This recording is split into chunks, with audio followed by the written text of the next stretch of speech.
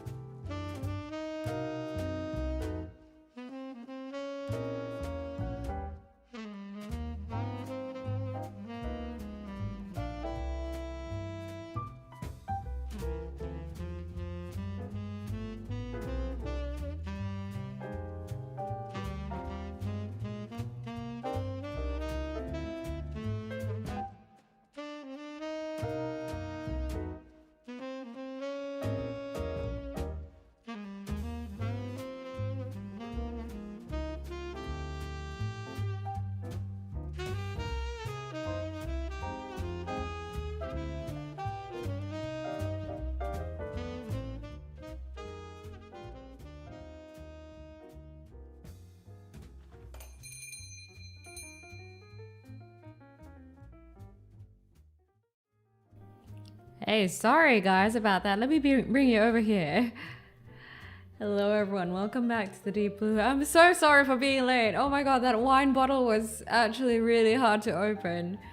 Or more like, I feel like it's been a while since I last opened a wine bottle. And like, I don't know, the fates are against me and being like, Noira, for the first bottle of wine you've had in a while, I'm gonna make it difficult for you. I was training, dude. Holy shit. Welcome back to the Deep Blue, everyone. Welcome back. No, it did not blow up. It did not. Welcome back to the Deep Blue, everyone. I am Noira, the Sea Fox oneesan who serves live talks on the rocks. Good to have you guys back here at the Deep Blue. Let me bring the jazz just a little bit back here. And let me greet you guys here over at the Deep Blue. I'm sorry for starting late. I blame Uma Musume. And also second, I blame my wine bottle. I see that Kyle is the first here at the Deep Blue. Oh, actually, nah, I guess it's okay. I wanted to calibrate my model, but I think it's okay. Kyle is the first here at the Deep Blue, followed up by Ikazen and Jason and the Rev and Discount Cheddar. Welcome and congratulations, you top 5. And I also see Tyrandus, Sloth, Val Grace, Van, Whapper, Jack John, Magic Attacks, Nolan, and Emerald Dash, and Purse Noise. I hope I'm saying that right. And Scarling is here too. And Ghost of Mint, of course, our keeper of coin. And Dash Unknown, Eric, and who else I see here? Mythos, CD77. Sorry. And who else do I see? Did I miss it? Sounds of Clockwork, Jack John, Forgotten Researcher. Welcome back to the Deep Blue, everyone. And Personality is here too. Hi. I am good. Today I was just doing a lot of stuff. I was catching up with a lot of house chores today. Anyway, guys, cheers. It's been like at least a good while since I last had wine, so I bought, cheers. Today, I bought 2 bottles of wine, actually.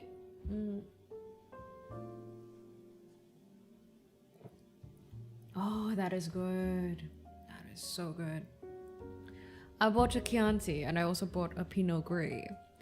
And so it's nice. I was thinking of getting whiskey, but I'm like, I haven't had wine for a while, so I guess I'll get wine instead. So I did. I got 2 bottles of wine.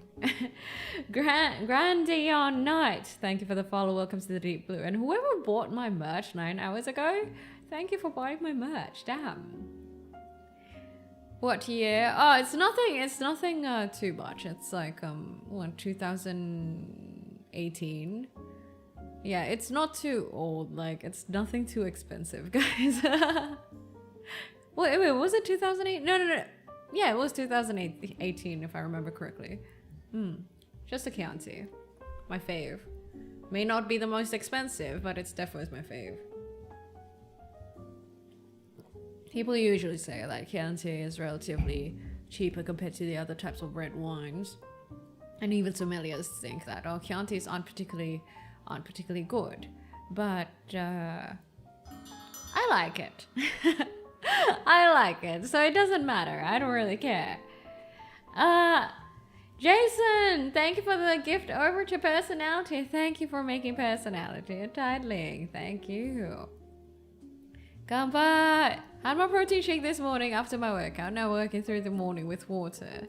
Yes, drink a lot of water when you have protein shakes, guys. That's the tip of the day, because it can, depending on what type of protein shake you get, or especially when you take like creatine, it can affect your liver if you don't drink enough. So like, be sure to drink a lot of water. I believe that's how it is.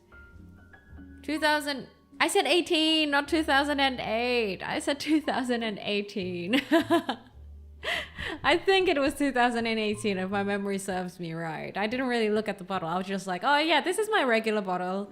It's the Reserve ODOCG, the usual Chianti go-to here. And I just bought it. And is Silk Song out yet? Hi CJ Deadpool, hello our janitor. How are you? 2008 is so long ago. We're bad with years. No, we're bad with numbers, full stop. Not even just years. Numbers in general. Silksong probably out now. Go and play Silksong, guys. And you guys can like lurk here or something, you know? Hi there, Caligo. Good evening to you.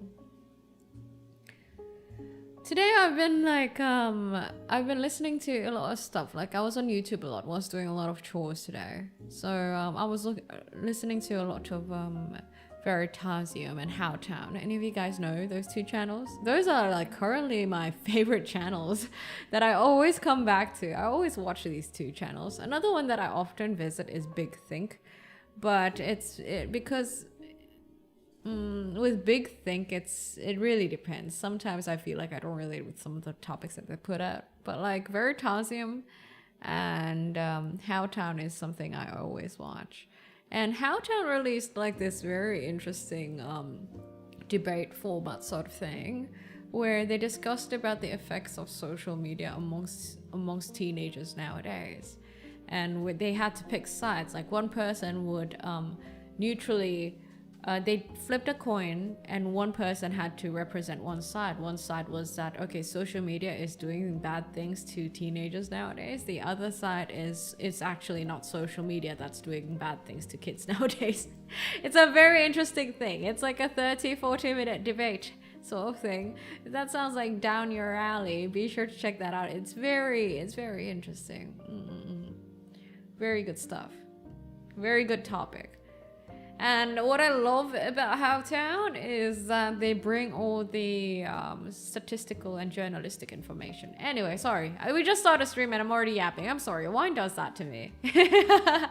Wine really does that to me. How are you guys, by the way? How are you? Makes it feel like a TV show. Ah, good to hear. Here, I can move it too. Over to this side. But it feels so close to you guys. I don't know if you guys want me this close up, right? Oh, who was it yesterday who wanted to see my lips? If only they could come today, then they could fully see my lips. But yeah, what you guys been up to? And I'm about to start reading my book, the manga, Sapiens, the graphical novel of Sapiens. Can you drink more, Noira? What do you mean drink more? I don't drink more. I drink in moderation as much as I want. I don't believe in drinking a lot anymore. I feel like I don't need to satisfy a certain youthful ego anymore when it comes to drinking. You know what I mean? More so for enjoyment and moderation. Also part in an Oxford debate on social media. I learned the importance of optics that day. What was the topic at hand, if you don't mind me asking? Been fully catching up on Dan Da Dan. I've been listening to Dan Da Dan season 2's opening a lot, actually. Very good song. What's it called? On the Way? Just want you to yap more. I yap even without drinks. What are you talking about? Yeah, act as if I've never done a sober yapping stream. Although to be fair, it's kind of rare, but I do like sober yap streams, okay?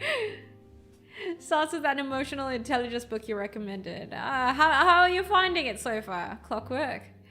Last time I drank any alcohol was 2021. I do smoke though. It's good. You know, research says that alcohol is really actually pretty bad for you. Thank you for the hydrate. Actually, do you guys mind? Let me like bring you guys back to the bar real quick so I can calibrate my model. Hold on. Sorry, guys. Just so I can see you guys better. Give me a sec.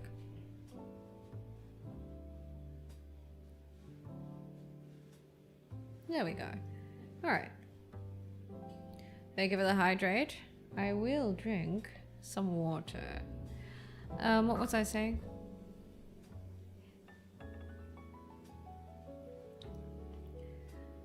Shit, what was I saying? I lost my train of thought. Oh well, maybe it'll come back to me again later. I've been pretty alright. I've been trying to write a Savage Worlds TTRPG campaign based on the Borrowers and the Secret World of Ariete. I'm not that far along yet. Ooh, that sounds fun. Writing for a TTRPG or writing world building or like lore building is always super fun. I remember the days I used to, the first time and last time I did DM for a D&D campaign. Oh my god. I wrote everything down on paper. And yeah, I wrote everything down on paper. Recently I came across a photo of that where I took pictures of those scribbles. It was like 10 pages handwritten notes, like front and back, and I'm like, Jesus. And it was mostly for like boss design, like boss fight mechanics and shit. And like the boss's lore, and I'm like, oh my god, I used to have so much free time. Man, I kind of wish I could do that again, but alas, in adulthood you kind of lose out on some time, you know? Or more like, you end up finding other things to do. But I don't know, I've only DM'd that once and never did it again. And also since that campaign, I guess I haven't really D&D'd. I mostly just defaulted to, if I wanted my dose of D&D, then I'll watch Critical Role. Or I'll do one-shots with like some friends, but like I've never been committed to another D&D campaign after that. I think life just got to me. Same as you said, is social media and internet in general bad for people? Then you'd love the video that I'm telling you about. If you check Howtown, like HOWTOWN, Howtown, you can check out their newest debate. It's very interesting, it's very intriguing, and I love their whole format. It's beautiful. I don't like Dan Da Dan, but first OP was my fave. The Creepy Nuts one. The second OP is great. It's a vibe. Noira gets a +10 yapping buff when ingesting alcohol. Wow, is that how it is? Is that what you guys think of me? You guys think that my yapping skills don't hold when I'm not drinking? Not gonna lie though, it is pretty rare that I have like yap streams sober. When was the last time we did that? Maybe like, I think the last time we did that was like when I was having those gastrointestinal problems where I was like fully sober. How much is Silk Song? Is it $20? Being a DM is fun, especially when I torment the players. Yes, yes. I love killing off NPCs that players love. I was in my Game of Thrones era, right? I was in the era where I was like, okay, if major characters don't die, it's not a good story. So I killed a lot of beloved NPCs in the game. I killed off a lot of beloved characters. Love for Noira to be my DM for a tabletop session. I don't think I have much skills to be a DM, honestly. Plus, I'm rusty as fuck. I only did become a DM for that one session only. It can be fun, but it can also be such a massive investment, especially when you homebrew the campaign. Oh yeah, definitely. I get my D&D fix from Baldur's Gate. Talking about Baldur's Gate, I really want to play Baldur's Gate again. Would you guys want to watch me play Baldur's Gate? I think I'm going into Act 3. My character, I think a lot of you guys haven't watched me play Baldur's Gate, but my character is was she a warrior? She's a class of warrior, fighter. She's a dual wielding fighter who likes throwing small people around. I have a lot of strength on that character. It's fun stuff. Find a personal cue to stop staying up late scrolling. Just sleep earlier, like 8 p.m. and start deep work earlier in the morning, like 6 a.m. That's one way to go about it. Honestly, just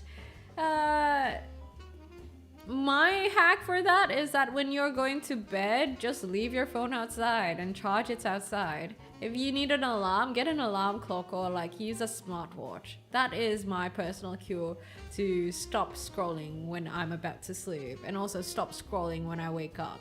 That way I don't get to scroll at all, you know, going to sleep and waking up. Hi there, Kale. Hi there, Mama. Thoughts in being a dungeon master for 4 or 7 of us for a year-long campaign. Wow, that we stream on your channel? That's never gonna happen. That's never gonna happen, Nolan. I can't do commitment, okay? I'm sorry. I'm sorry I have to turn you down, but I really can't do commitment. The only commitment I can do is like my consistent streaming times, and I think that's as much commitment I can do for being a content creator in general. I like having the rest of my life kind of work around that. Because if not, I feel like if I add like an additional obligation, it's gonna, it adds to a little bit too much restriction to my day-to-day IRL, if that makes sense.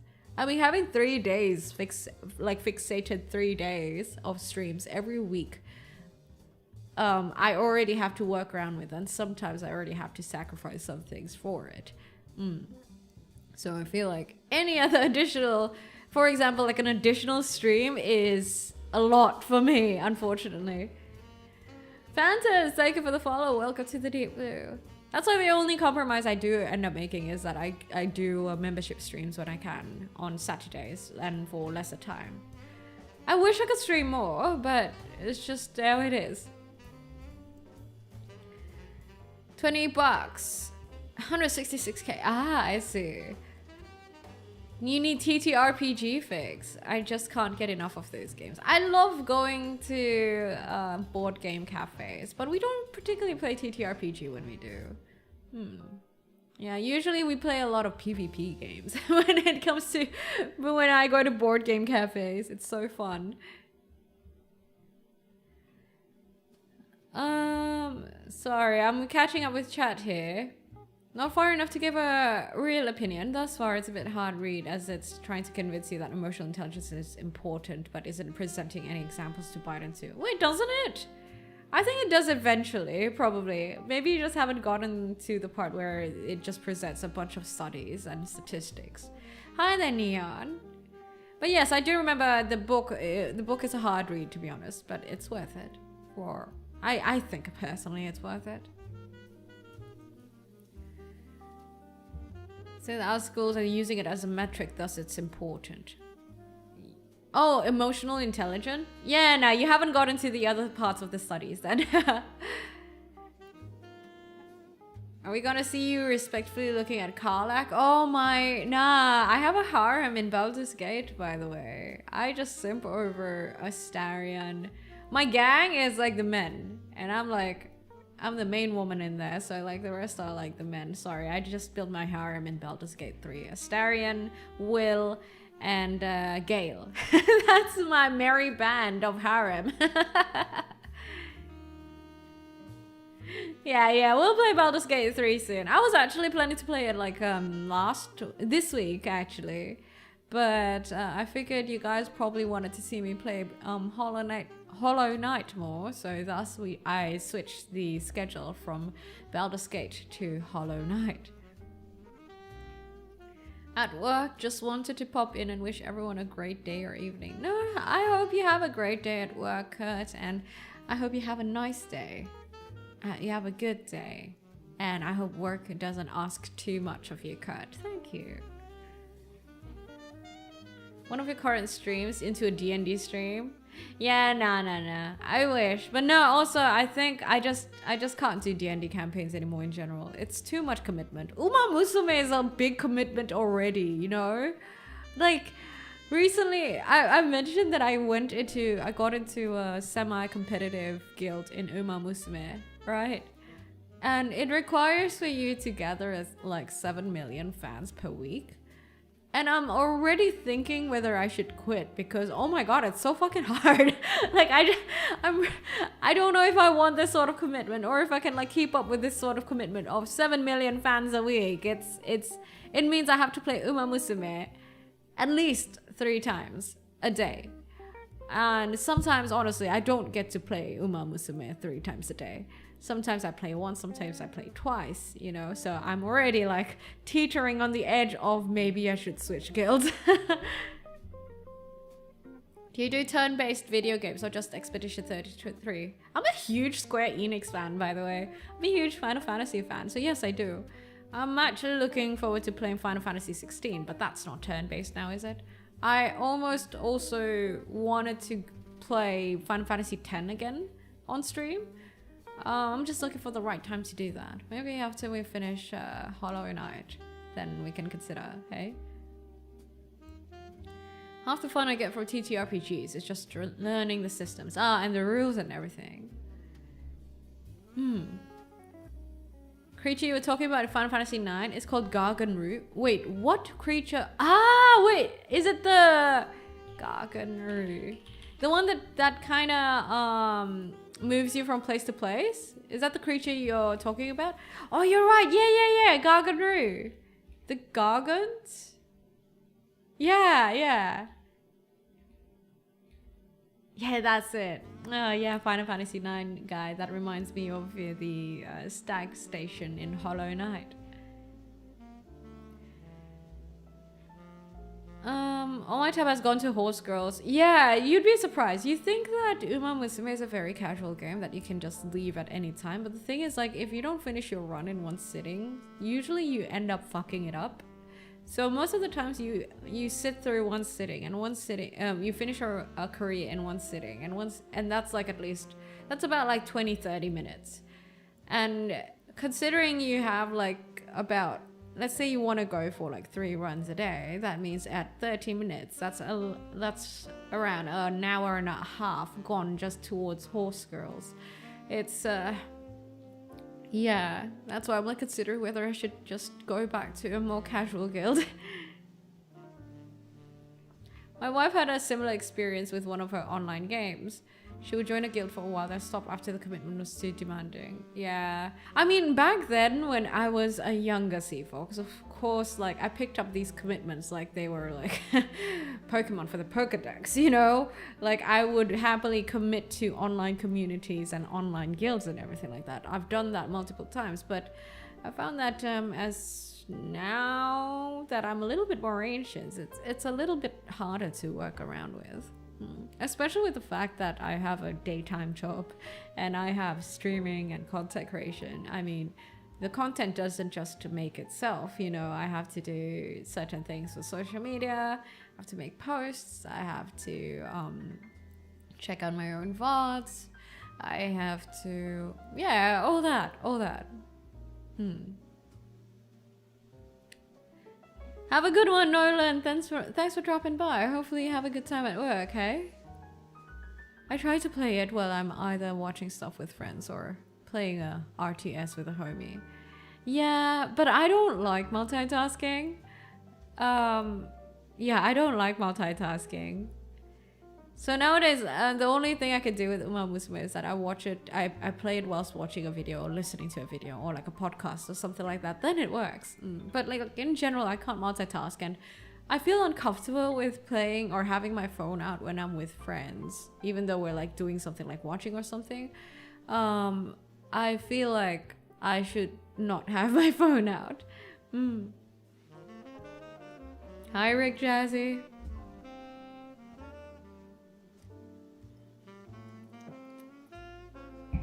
You know how last week I was talking about how when you get, I was talking about the pressure years via a video that I watched,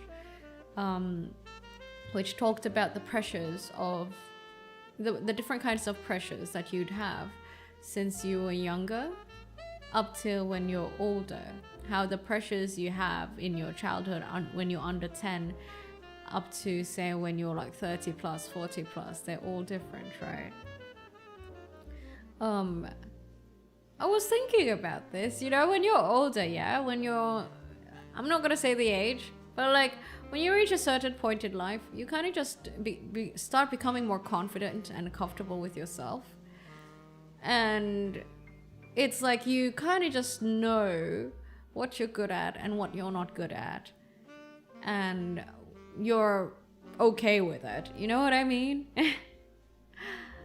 And I've also noticed that, sure, that can be a good thing, but also at the same time, it kind of gets you into this comfort zone where you end up, I wouldn't say being lazy, I wouldn't say being jaded either, but I would say that you just stop trying out new, you have a tendency to try new things out less. What do you guys think about that? I was just thinking, this is like a shower thought I had, I think, 2 days ago. I jotted it down on my phone as like a topic I want to talk about eventually in a video. Yeah, complacent. I guess that's what it is.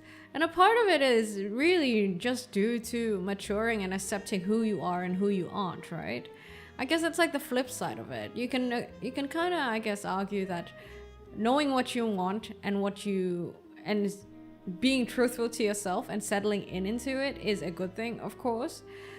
But it also provides, it also ends up providing this comfort that gets you complacent to a certain sense, which isn't necessarily bad. It depends on what kind of life you want to live, right? But if you're someone who seeks new things to do and wants to try out new things, it can be bad. But hey, if you're happy with wherever you are, then I guess it'd be fine. But if you're someone who, say, wants to keep trying out new things, experiencing new things, building cool memories, it could be relatively questionable.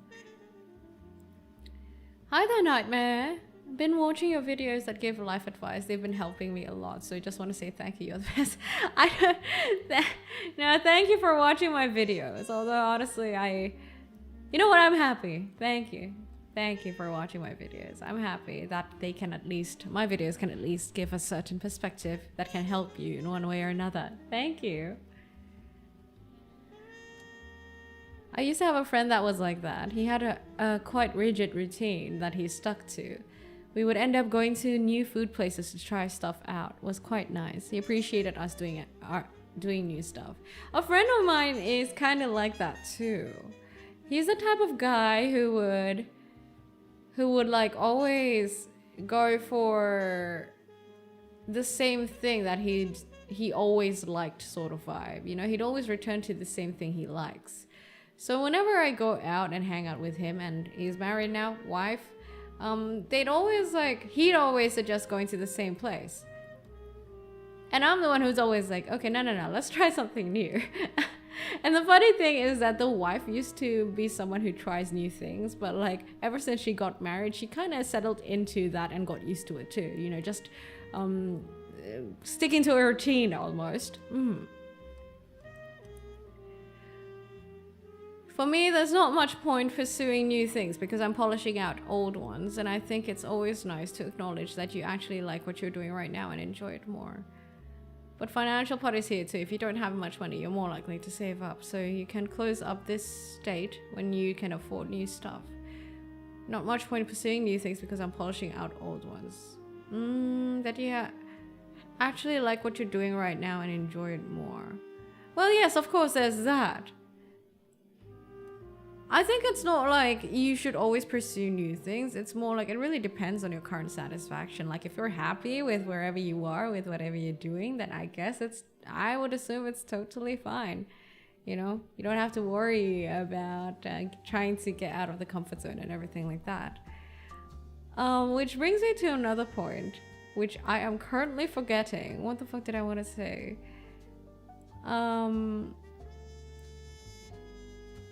I also recently watched a video by, was it Hank Green? Yeah, it was Hank Green. He was saying that you shouldn't, okay, it's a hot take, but he's saying that this was how he lived his life. And I think it's an interesting perspective. He said that don't pursue dreams, utilize the toolbox. Or basically, don't pursue for something that you currently don't have yet. Rather work with what you have. That's the TLDR of it.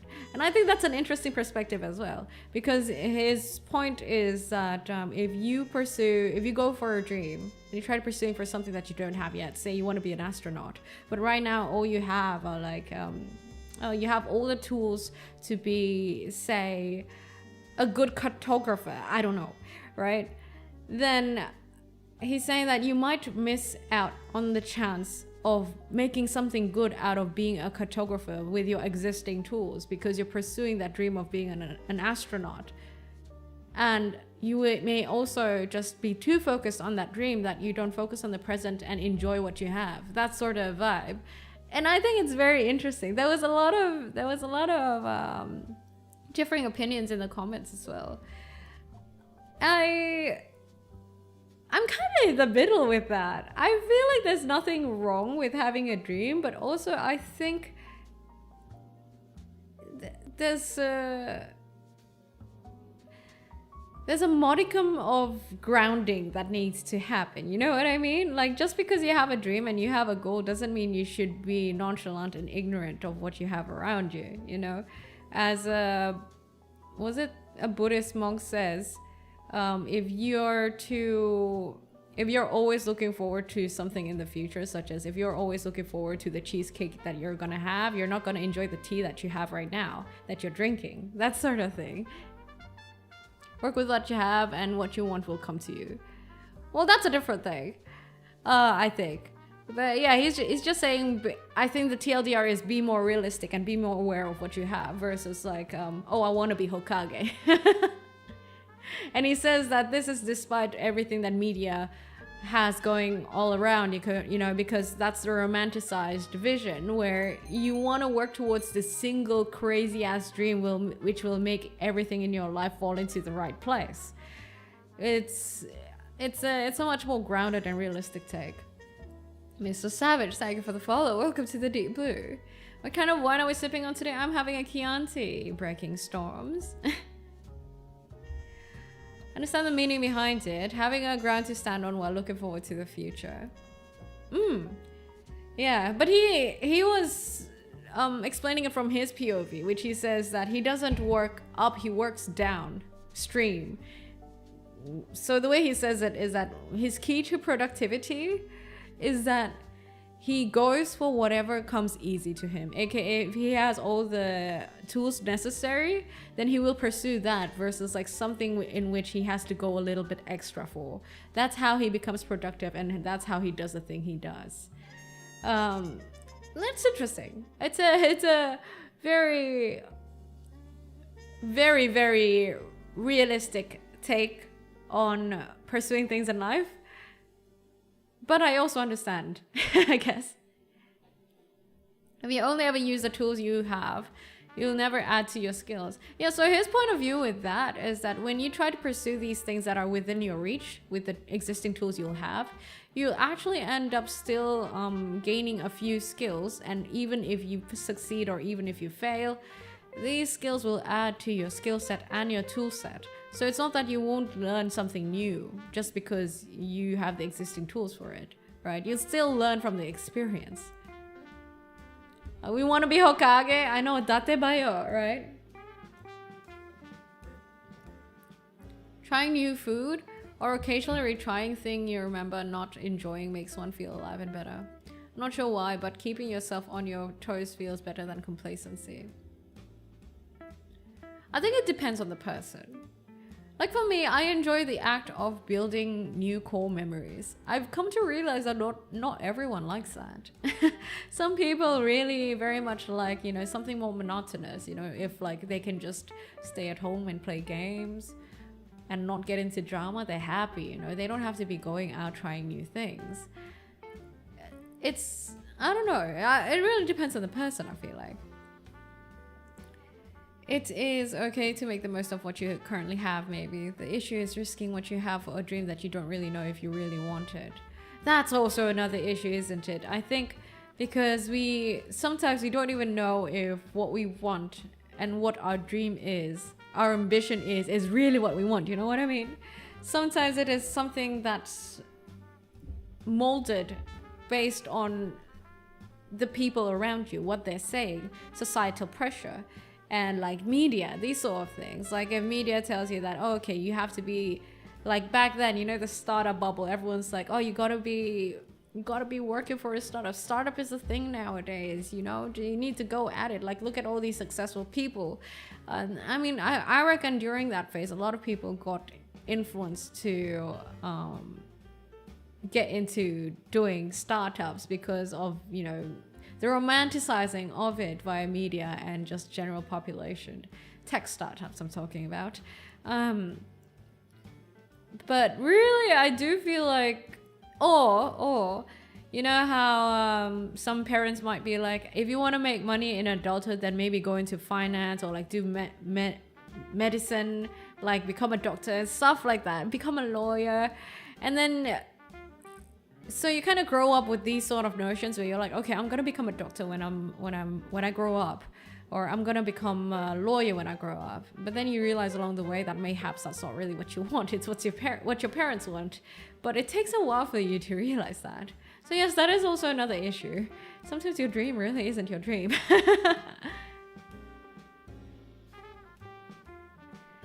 Taking an astronaut as an example is particularly relevant. Space or aerospace industry is merciless when it comes to one's physical condition. I mean, medical conditions that stop people from getting in. Ah, yes. It's like wanting to become a pilot. It's also quite not as merciless as becoming an astronaut. But for example, you need to have like perfect vision, right? These sort of things, yeah. Learn the ropes and the rules, then learn to break them and mold them like a new skill. You follow the instructions.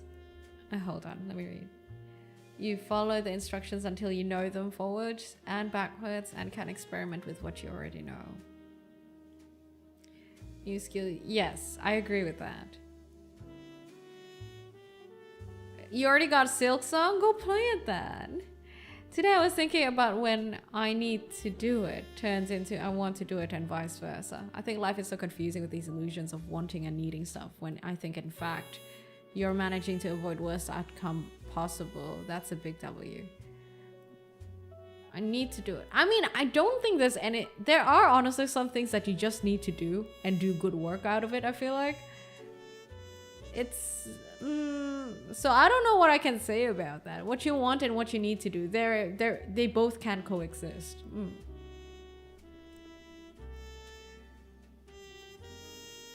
The hot take I once heard was don't live for your dreams. Once you achieve them, you have nothing to live for. I think that's pretty popular.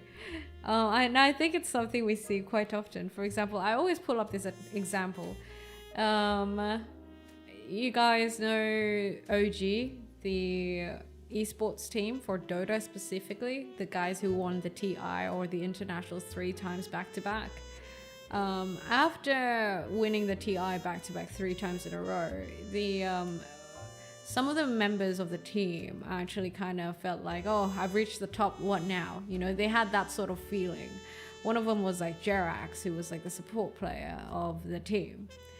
And yeah, it happens. It definitely happens. I don't know. I do wonder where this romanticization of having a single goal and dream to strive for started from.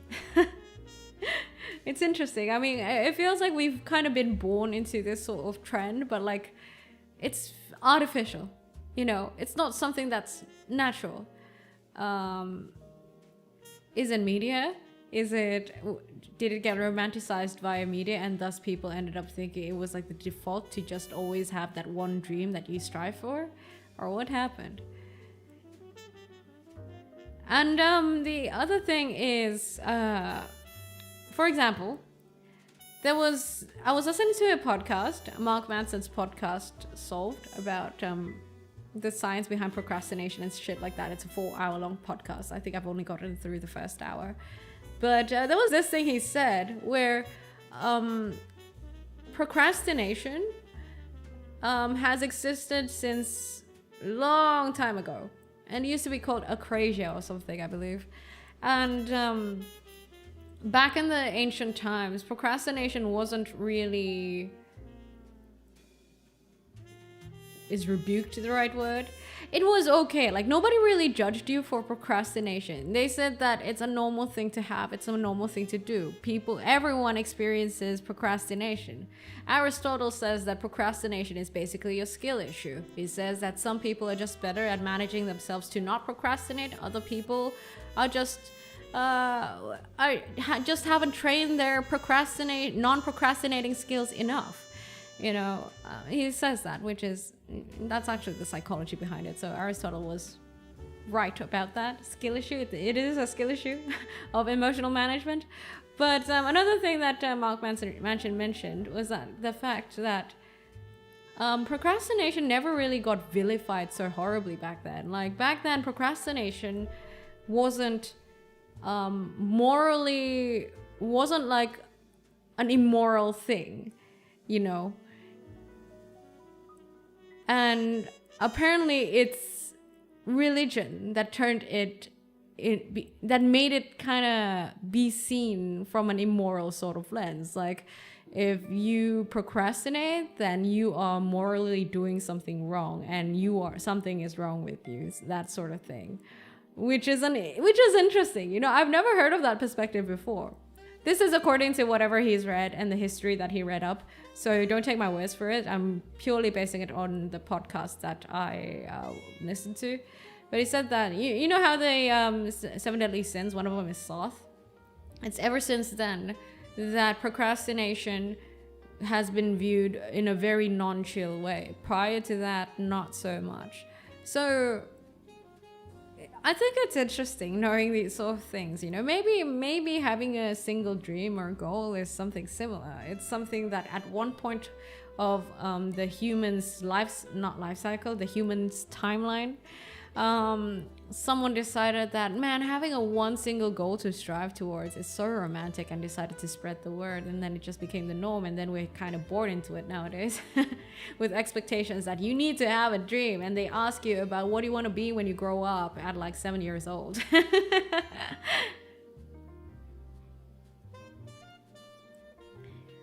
I don't live for my dreams, I live because I choose to have this human experience, and that's great.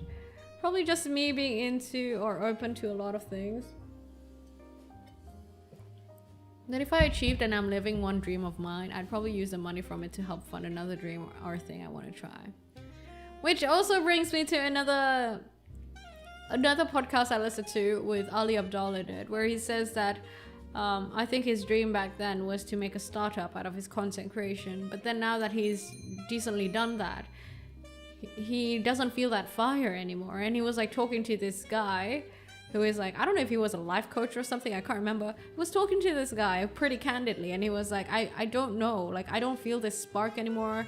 Is life really about just chasing these sort of things endlessly, these sort of goals endlessly? Is that what life is about? I don't have an answer to that, by the way. My general answer to life is like, life is killing time until we die, and everyone's definition of what life should be would be different. So I don't really have an answer towards that. Adolf, thank you for the follow. Welcome to the Deep Blue. Hi there, Siegfried. To be fair, most people who achieve their dreams usually go on to work towards new projects or maintain what they achieved. So the life coach the person that Ali Abdal was talking to was saying how like he has found that one true calling, and he was like saying could it be that perhaps these goals that you set up for yourself, they're like too surface level? That's why maybe you don't feel like this deep fervor towards it or something like that, and then you're always just chasing something new. But like there were no answers in that whole podcast. I think that whole podcast was mostly just like exploring topics and, you know, being able to talk about these things candidly. It's very interesting, these sort of conversations. Kind of how like Jacksepticeye gained money from YouTube and eventually started selling coffee. I didn't know that. I didn't know Jacksepticeye sold coffee. I feel like I'm experiencing the want to need to thing a little bit with the project I mentioned earlier. I want to write because it's fun. I also feel like I need to write my campaign because I need to have a writing project under my belt. And nothing's wrong with that, I feel like. For example, if I only went on the things that I want and did not do the things that I need, I would not be able to stream as consistently nor post videos as much. I think it's normal to have like, you know, a combination of wants and needs. At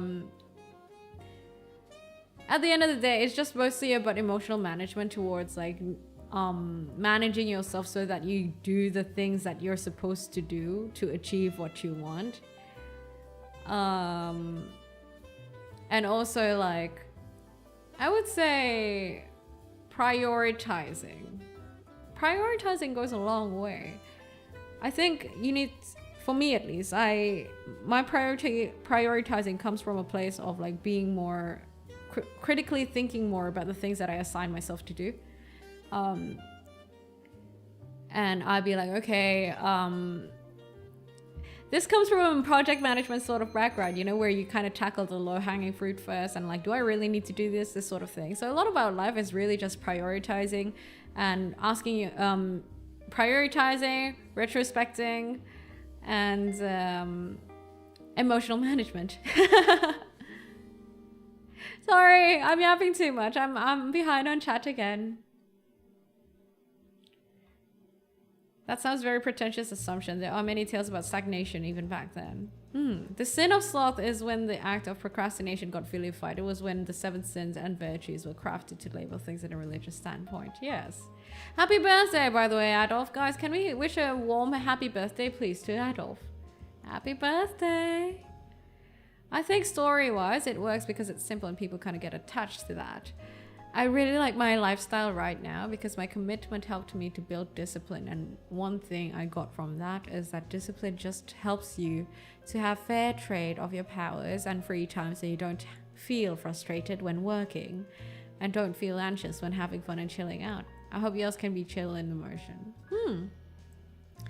That's why I think there's a rising trend in people like just saying that hustle culture is bullshit. I'm someone who says that a lot because I've been through it, but also I've recently noticed that there's like a decent amount of YouTube videos that are coming up that's kind of like that. And I think there is some truth to it. I don't know, it's crazy. Like way back when hustle culture was like the shit, like you should be. It was crazy now that I think about it. Like you shouldn't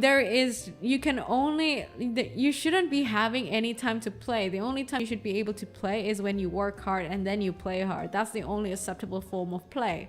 And with that, it is totally normal for you to sacrifice your sleep. And it is totally normal for you to be stressed all the time, which is, now that I think about it, it's so fucking crazy. For what?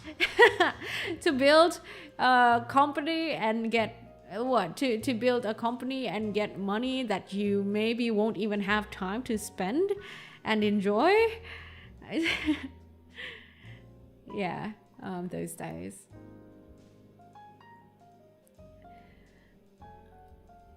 I don't believe in true callings. That would imply you or some higher power decided something for you. I just like the idea of fate. I find that rather absurd. But hey, if the idea of fate works for some people, like, I mean, we can't say anything about that, right?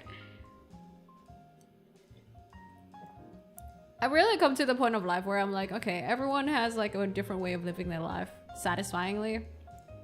That's why whatever I say, even though you guys might think that I make like life advice and I don't know, self-help content or whatever, I really try not to be. I mostly try to just provide perspectives because I feel like living life, it's perspectives really that has really helped me out with navigating it.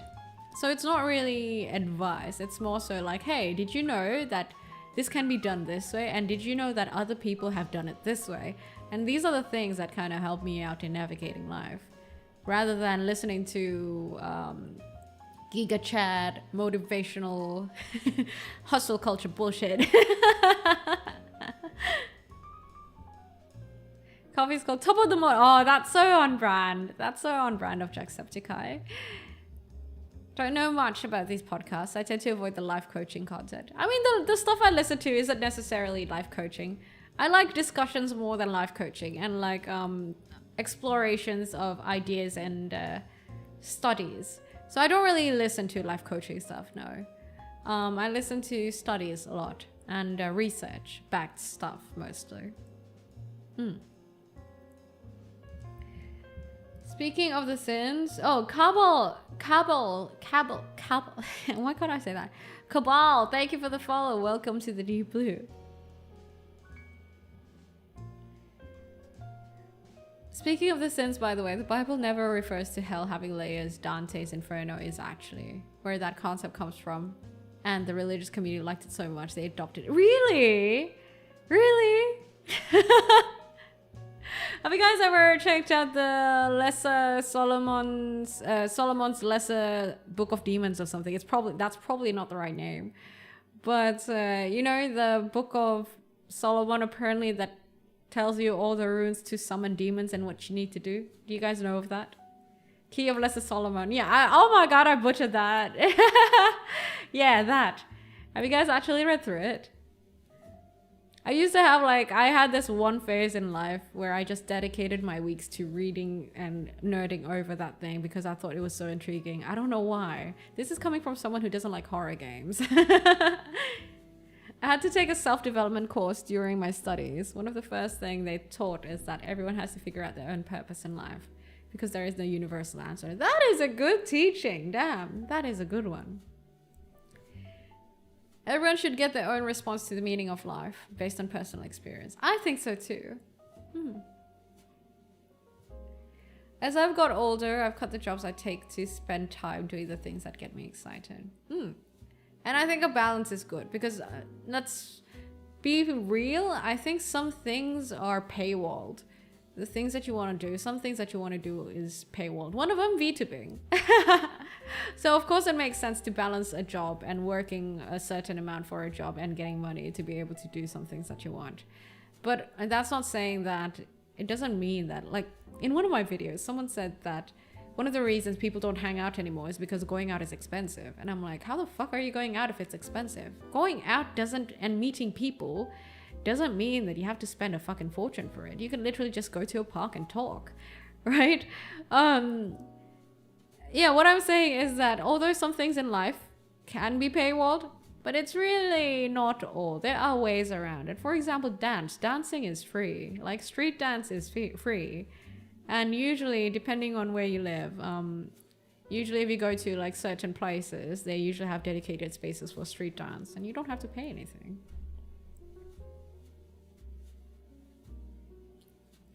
As I've got older, I've cut the job site. Oh wait, I already read that. Yonash, why are you spamming? If you're spamming some more, I'm gonna have to take you out.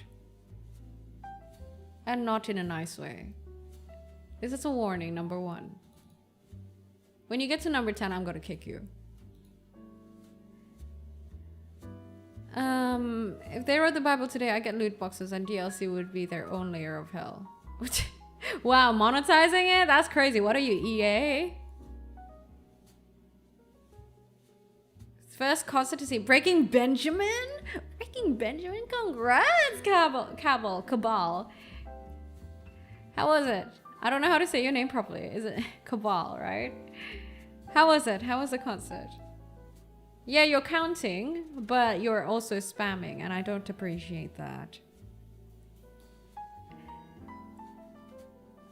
I see a little point in working hard if you can never have the time to appreciate what you worked for. That's what I think too. But like back then I used to think that whilst I'm young and have a lot of energy, I should work as fucking hard as I can.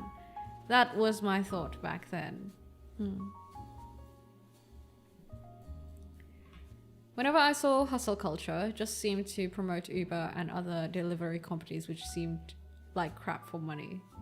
Oh, what is this? What is the hustle culture that's meant? Is it like you should be doing Uber deliveries on the side on top of whatever you're doing in the day, sort of thing?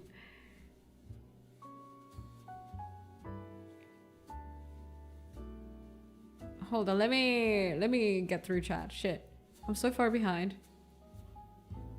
Okay, I'm caught up. I think I'm caught up. Hey, yeah, no worries. Like I said, guys, pretty used to this. Gotta get that crypto money. Oh, gods. To be fair,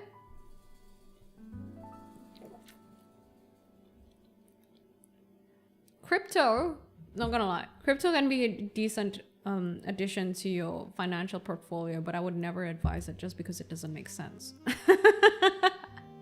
But it can be. I'm just being realistic here. Like every time I talk to someone who's in finance and they say the same thing. And it's just the truth, right?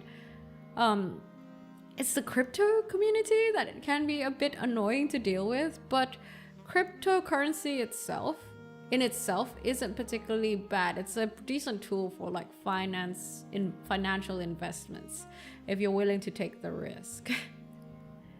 But I don't know how the crypto community became like that though, honestly. My ex used to be someone who's very forward with crypto. And every time I was hanging out with, like, I brought him out to kind of intro to a friend, he would like kind of be the crypto evangelist, and it was kind of cringe.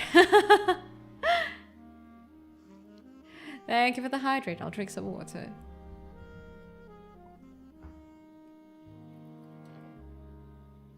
It's raining, Rayla. Why don't you grab a cup of something warm to enjoy the rain with, hey? It can be. For those who understand how it works, the public has many things but not understanding. And there's not much to understand about crypto, honestly. It's just charts that go up and down at any given time. You know what I mean? It's really mostly about, oh, if you feel like it's gonna dip, then probably let it go. It's the same principle as like holding shares or like stock in the stock market, except, well, it's less predictable and there's less factors that go into the movements of it. Yeah, I used to think that the stock market and like anything that resembles a stock market was quite a difficult thing to learn about. It's really not. No, if you decide to invest deep blue funds in crypto stuff, I'm gonna have to subcontract that investment management to an accounting firm. I ain't got time to. No. That's one thing I never wanna try out. I've tried crypto before. I didn't like it. I didn't like how volatile and unpredictable it was. It doesn't sit right with me. Like, why would I put money into something that doesn't have a trend, nor something that is baseless, right? So never again. You have to know what you're doing, in my opinion, for crypto. Yeah, I mean, you have to have your strategies more like, and you have to be consistent with it. I don't know so much about what you have to do, because I feel like it's pretty similar to it's mostly just monitoring trends when it comes to crypto. And then the crypto bros might come for me. But yeah, as with every finance person I've talked about crypto with, it's always that similar answer of, yeah, it's unpredictable, but it's still a good, it's a good way to kind of have it's a good tool, additional tool for your financial portfolio. That sort of vibe. Hi there, Shu. Every sector in finance can be annoying. New York used to call us in Japan to tell us what to do just because they're New York. Wow, really? Recently I watched the Tetris movie. Have you guys watched the Tetris movie? The one with Kingsman guy? Eggsy guy? Oh shit, what's his name? I can't remember. Have you guys watched it? It's a very interesting spin on the story of Tetris. The history of Tetris. Crypto bros went on to be AI bros. It's a whole technology. It's a technology grifter thing. Jump onto new trends. I saw AI. No, it's only specific. I feel like it's mostly. I was gonna say it's mostly AI art bros that are annoying as fuck, but that's not wrong. That's just wrong. It's why? Why? But I guess like I would assume that these sort of people kind of appear in any sort of thing that you do, like in any sort of community that you have. It just so happens that for some reason, I feel like AI art and like certain AI tools, like productivity AI tools, attract like very hustle culture. I'm better than you, bros. For some reason, crypto included as well. It's like people with a certain amount of ego that refuses to listen. I don't know. That's like my personal observation with like some certain people within these sectors. I mean, same with like the finance sector. You also have these finance bros. But thankfully, like the finance people that I've met, they're not too bad. I haven't really met anyone that's too outrageous within the finance industry. You know that it isn't in your control no matter how much you try, it is best you let it go. Yeah. But if you know you're not really much in control and you're okay with letting go and you have the means to take that risk, it becomes a reasonable investment. If you ask my financial values, invest only in things with real world value. That's fair.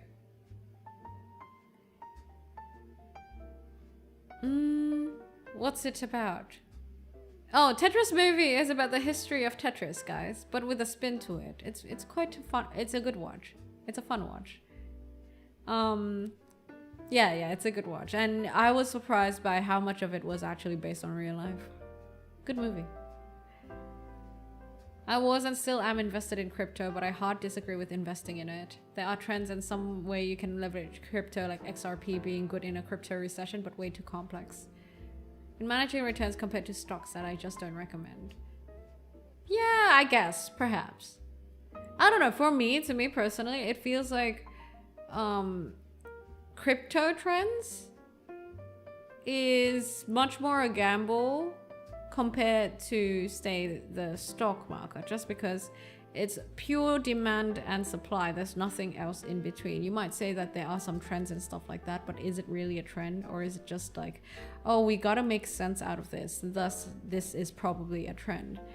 Is there a certain bias there? But then again, I touched crypto once. I don't want to touch it again. But like I'm saying, it can still be a viable investment for sure if you know what it is and you're willing to accept it. But it's just not for me. That's my take on it. But also, well, like I said, I don't really judge anyone who invests in crypto.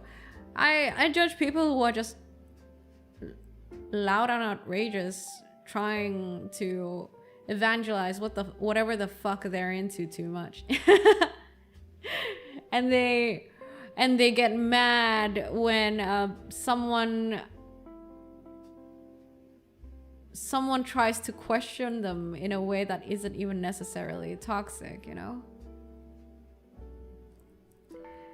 Would you find it annoying people pay 6 digits for an NFT? Oh, I don't like NFTs. That is just an image that you own. I don't like NFTs. I can understand the blockchain technology helping out with a lot of things. For example, the blockchain technology being able to validate certain artworks, physical artworks. I think that could make sense, yeah. Although I don't know how reliable it is because I've never researched the validity of using blockchain for physical artworks. For digital artwork? It feels too gimmicky for me. If anything, I feel like blockchain would work really good with physical stuff, but not so much virtual stuff, perhaps. You know what I mean? For example, an idea I had was like, imagine if you could track every good that you have via blockchain technology. Like every FMCG goods. Like for example, if you buy a TV, that's verified by blockchain technology and everything like that, and then you can check like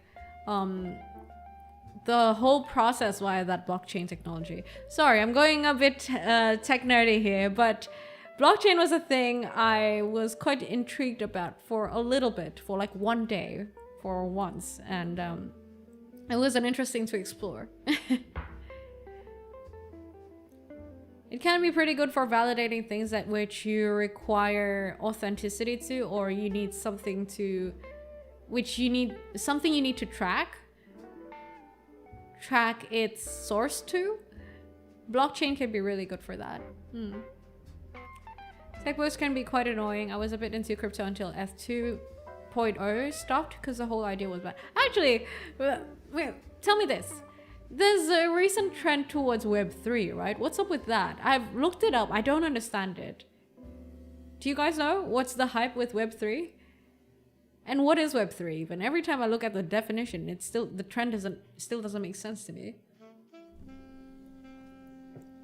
How for the awesome model, say for the financial advice. Imagine a VTuber, but please, I don't give decent financial advice, by the way. I just give my personal opinion, so please take it with a grain of salt. Okay. Someone who graduated from university with a accounting degree. I've seen the unreal levels of ego accountants. Yeah, see, that's what I'm saying. Like these egotistical bastards are like in every niche, in every sector. They are just those people. Like, you know, the finance bros who wear Patagonia vests. So many of my finance friends actually wear Patagonia vests. It's become a meme.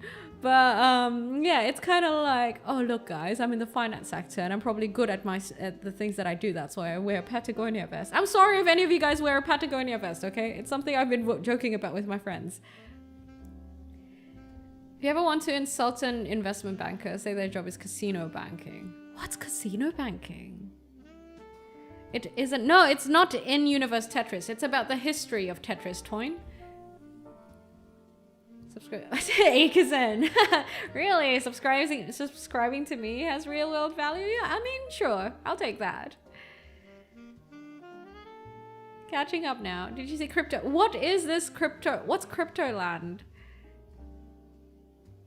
Trend chasing by tech bros espousing the value of crypto or AI because they want to be in the initial gold rush. Ah, yeah, like the Pokemon card people, right?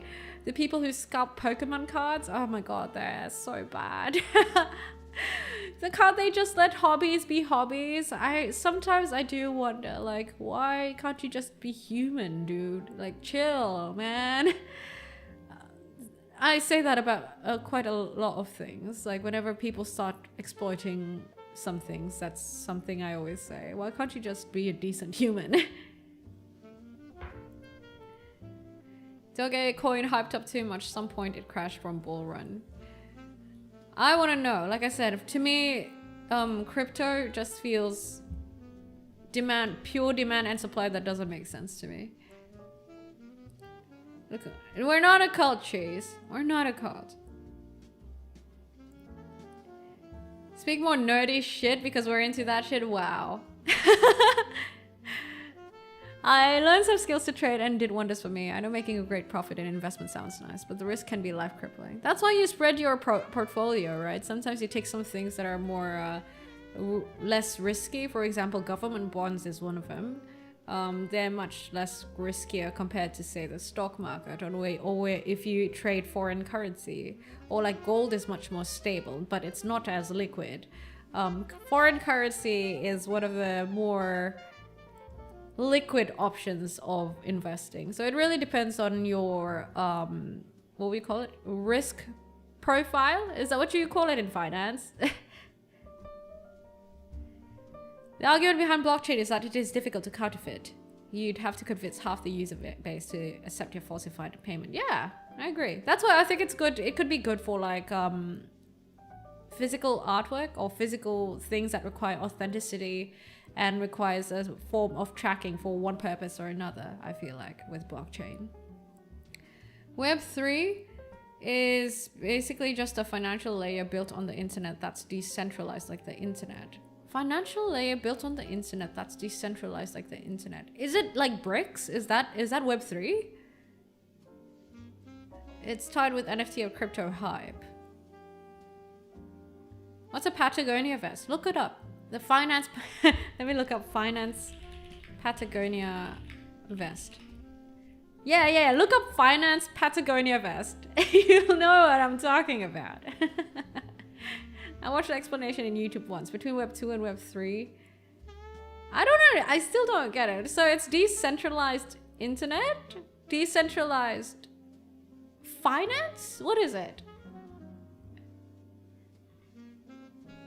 Web3 is modern digital ownership with crypto and NFTs and gives more secure and transparent transactions than blockchain technology.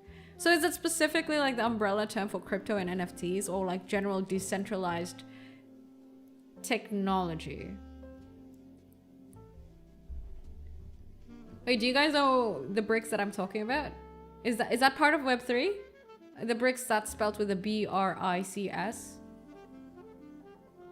This is a genuine question because I've like I said, I've looked into Web3 a few times before and I still don't understand it.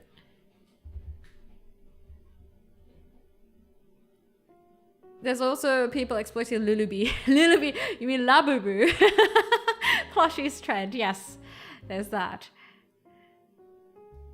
Anytime many people enjoy a thing, it will get exploited for profits. I know, that's just... There's always that side of humanity, right? Which I can never relate to, I feel like. I feel like I could never. I don't think I could ever... Maybe I'm just very nice or something, but I can't imagine exploiting people. I can imagine that I would have better peace of mind just letting people enjoy things rather than being opportunistic as fuck with a side of exploiting people, you know? Casino banking's assertion that investment banker success is mostly luck, not smarts. With crypto, I think that. Yeah, no, I do think like with certain other types of investment methods, it does require much more than just luck, I feel like. Although luck plays a huge part, but there's also like a little bit more to it, you know? Risk reward ratio, risk profile, yeah. Risk appetite, yeah, that's it. Risk appetite. La Boo Boo is a recession indicator. That's crazy. Talking about recession indicator. So bricks, by the way, you guys can look it up yourself. I'll probably my definition is probably gonna be shitty, but it's basically a decentralized currency that's not the USD or the US dollar. That's what bricks is. I think it's an interesting idea. I don't really... Sure, part of it is political, I guess, but I think the idea itself is quite intriguing. I was watching a video of... Howtown's video about... You know how there's a world happiness... What the fuck happened just now? My screen turned black. You know, there's a world... Why does it look like I'm naked when I'm like this? Hold on, let me bring myself up. Shit. There, so you can at least see some piece of clothing. So there was there's a yearly report on world happiness, right? And this video on Howtown, Howtown actually did this deep dive into why some countries are happier than others, and like the metrics that are used to kind of get the score of world happiness and everything like that. It's very interesting stuff. But one of the questions is, okay, maybe you guys can answer this. Imagine that there's a ladder and there are 10 steps to it. There's the first step up till the 10th step, so that it's 1 to 10. Now imagine the 10th step being the life that you ideally want. On which step are you right now from 1 to 10? That was like one of the indicators for the World Happiness Report, or I think it was, yeah. I think it's one of the measures, one of the metrics for it.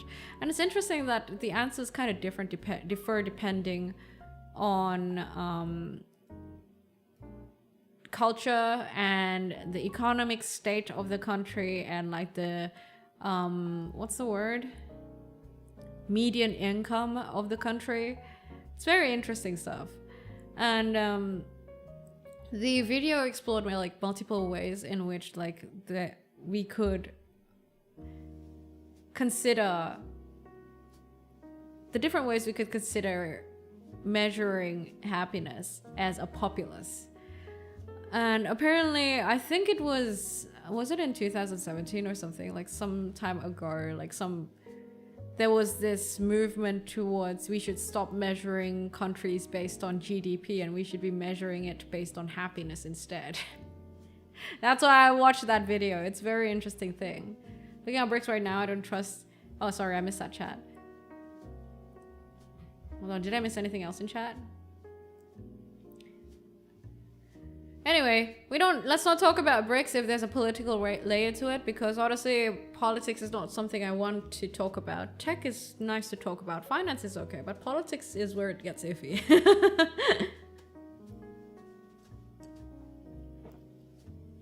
So by financial layer, I mean that instead of a firm playing middleman, buying stocks, casting a vote, etc., it's handled by you directly, and all the website is doing is acting as a wrapper for it. Is that really what Web3 is?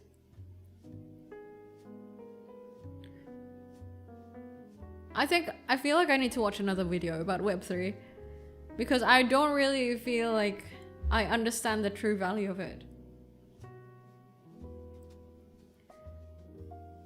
Whose abs Noira prefers?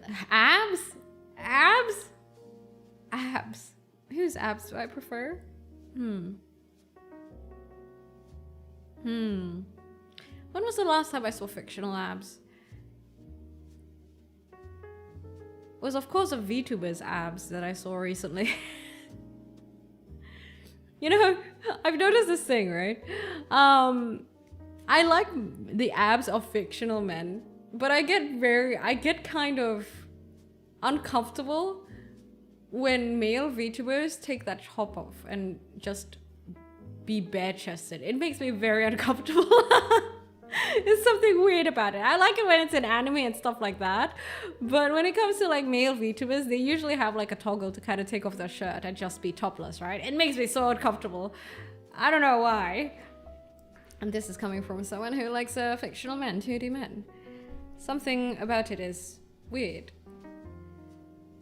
So is crop tops like a happy in between? I just like having a layer of clothing, okay, when we're in conversation, you know what I mean?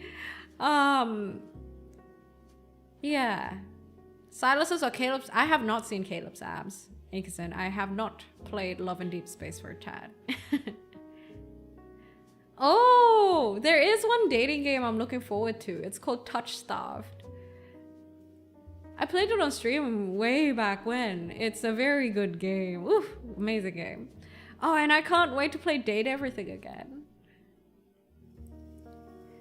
Best way of personally understanding, because crypto bros love to hype it up, just about anything. Yeah, after, maybe tomorrow, I'll look up a video about it, just because I really want to understand it. Makes you all hot and bothered. It doesn't. It really doesn't. I think I would know if something makes me hot and bothered. It's more like, I don't know. I feel like that if we're just talking casually, it's probably better for you to just have your shirt on, or maybe that's a personal preference of mine. Plus, having clothes on is nice. It's nice, you know? It's like when you're unwrapping a present. The wrapping is nice. You know what I mean? I don't just want people to walk around naked. That's nothing's hot about that. I feel like people, characters, everything is hotter with rapping. It's like, you know, women, I feel like women can be I feel like women can be hotter with clothes on, with lingerie on versus like fully naked. You know what I mean? I heard about touch stuff. The art style looks really cool. Yeah, and I'm very much into the demon that's in there. Oh, there's the 2 guys I'm into in there. And touch stuff. I can't wait to play it on stream when it comes out. I'd love to see your tattoos emerging from a crop top. You mentioned something like that before. Oh yeah. Yeah. Yeah, my tattoos IRL, they show with a crop top because of the ribcage tat that I have. Having clothes on is nice. Your top speaks otherwise. Hey, it's still clothes, you know what I mean? It's still clothes, guys. I don't know, there's something about, and I feel like there's something alluring about being able to look very hot or sexy even though you're not showing much. That's why I try not to have too much of minimalistic design. You get what I mean? I mean, if you consider just the Sarashi not being too minimalistic, that is. But I think there's something about just being fully, like, being decently clothed and still being able to be hot, attractive, and sexy. I think there's something to that. Clothes are hot because it leaves room for imagination. I don't know. I've never really thought about it. It's just, it's nice. It's packaging. It's wrapping. That's what I think about it. Video games and comics tend to have Harley Quinn show skin as a default. So when there are some comics of Harley Quinn wearing clothes like pants and longer sleeves, people were happy. Yeah, I feel like... I wish even with gacha games, they'd have more clothes on. You know what I mean? Rather than reducing the amount of clothing coverage, I think they should instead be thinking of, okay, how can I make their clothing look good, but also sexy at the same time without having to resort to revealing? Will you ever bring back your bubbly seltzer hair? Oh, I don't have that anymore. I do, however, have... Do you see the glitter in my hair? It's replaced by... Do you see the glitter? It's replaced by the glitter. So I don't have the bubbly seltzer hair anymore, but I have glitter.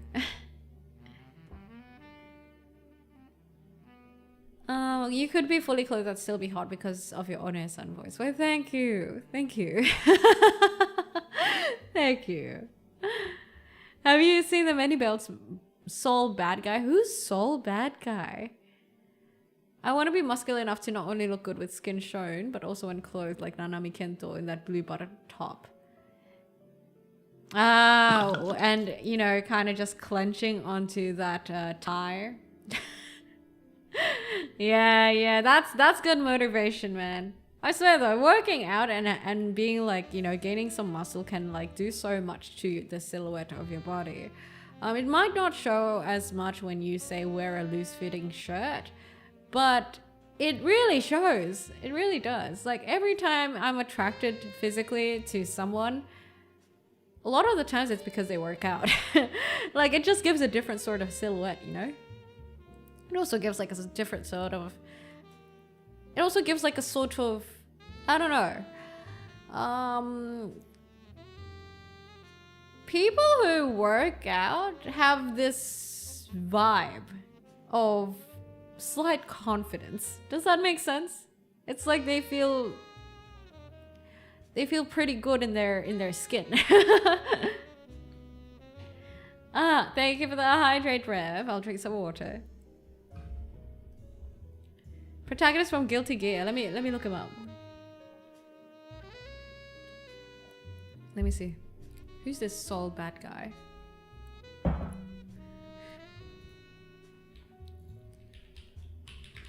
Soul Bad Guy. Oh, that guy! Ah, yeah.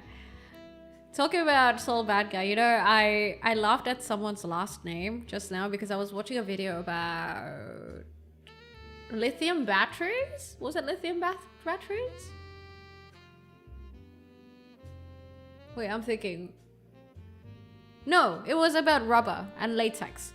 about the creation of rubber and everything like that. His last name was Good Enough. Was it rubber or lithium? I can't remember. But like basically one of the inventors of rubber or lithium, I can't remember. But his last name was Good Enough. And I'm like, I wonder what his parents thought, giving the, like what people, his predecessors thought of having the last name Good Enough. That's hilarious. Yeah, he's like, his name was like something good enough. I'm like, oh my god, that it sounds like his parents like couldn't be fucking bothered or something. Just half-assed the last name of the family.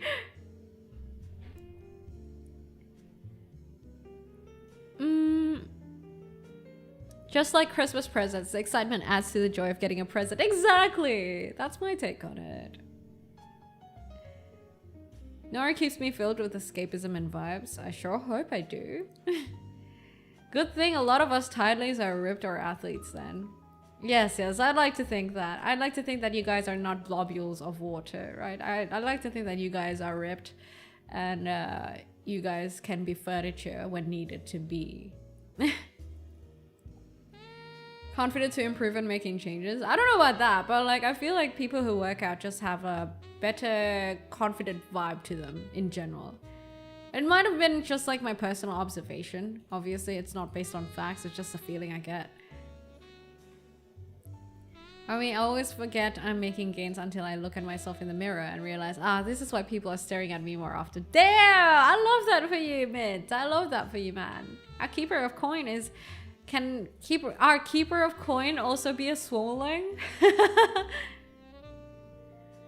As someone who is working out, there is a major confidence boost while you're actually in the gym because there isn't an air of pretension around people. Everyone is there to be better themselves, so don't worry about looking silly while exercising, that kind of stuff. Oh yeah, definitely. And plus, like, I think being active and working out in general also gives you like a certain amount of energy. And it shows, I feel like. It shows in your stride and how you carry about yourself. Or maybe I'm delusional, who knows? It's like naming your kid Hiccup, yeah. Oops. Wow, Noira Darkbeard? That's crazy, dude. Lucy from Cyberpunk Edge Runner is a guild in... I've seen that! I've seen Lucy in Guilty Gear. She looks so cool. The video randomly popped up on Twitter and on YouTube for me. Oh my god, the animations look so great. What if the name Good Enough was good enough for them? I mean, obviously the name was good enough for them because they proceeded with the name, right? I think it was John B. Goodenough. Guy got a Nobel Prize. Yeah, probably that guy. Did he make a rubber or lithium? It was lithium battery, right? Then? If he got a Nobel Prize? Your name is John Smith Goodenough. I'm exactly the opposite and I'm working out for 7 years consistently straight. The opposite of what? Of maybe not having enough confidence? Is that what you mean? I can be furniture or a mobility scooter. I love your ambition and your drive. Because, you know, you can get driven. It reminds me of this one ASMR script where listener gets a robot girlfriend and gets to choose the name. Laughed because one of the lines from the robot was, okay, my name is now, fuck, I don't know. Ah, yeah, that sort of vibe. But you've imagined how each and every one of us looks like IRL? I actually have not. I'm very good at compartmentalizing and detaching myself, okay? So I actually have not. I still consider you guys as either the blobule of a tightling that you guys can be, or whatever lore you put out on Reddit. I actually read through every single one of them, eh? So, yeah, I don't really imagine what you guys look like IRL, not gonna lie. Unless you guys post a photo on Discord, of course, then like I get to see. But other than that, no, I really don't. Not ripped, but decent enough to take walks at weekends. There's no grass to touch, though. What do you mean there's no grass to touch? Where are you walking? Personally, comparing myself now and back then when I work out regularly, I'm more positive and approachable to people. Now I'm more closed off. Need to get back to the routine. Yeah, I think it's indubitably... I'm gonna stop saying words that I can't say with confidence. But like, undoubtedly... being more active, I think without a doubt gives you energy. As much as some people be like, oh, let's say that you're depressed and the first advice you hear is like, oh, work out, and people bag on it. I mean, I understand where the bagging is coming from, but also at the same time, I do think there is truth to being active, more active, and working out, giving you more energy and improving your mood. I think that's just science at this point. Personally, oh, sorry, I already read that. Anyone can be a swoling. It'd be cool if many titlings are swolings. Oh, yeah. Do you guys remember that did I post a tweet or something? One of my hopes is that I get to get a goddess outfit, right? I get to get a goddess outfit. And then I get to do that meme from Record of Ragnarok where I get tits so big that I need to have 2 muscular men carry them and support them. And I have like other muscular men being my throne and my furniture. Yeah, if we do get a goddess outfit, that's something I'm definitely gonna do. Yeah, Aphrodite from A Record of Ragnarok. Speaking of gym progress, question for everyone. What do you do to keep track of your progress? For me, I mainly use anime or video game conventions as checkpoints to see my aesthetic progress. That's so cute! That's so cute. You're fine having a crazed and delusional man in the deep blue who also has chronophobia. I'm lucky to be here. I mean, as long as you guys don't like bring like, you know, some trouble to the deep blue, I'm pretty chill.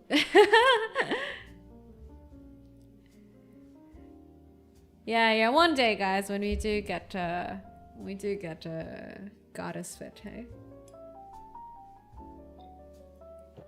If the majority of the community is swollings, it'll just be like the Atlantean army Aquaman has. Wouldn't it be crazy if everyone was a swolling? I'd have an army of like swole badasses. The pain in the back must be intense on that cosplay. I don't think, has anyone ever cosplayed that? Let me see. Aphrodite, Record of Ragnarok. Cosplay. I don't think it's possible to cosplay.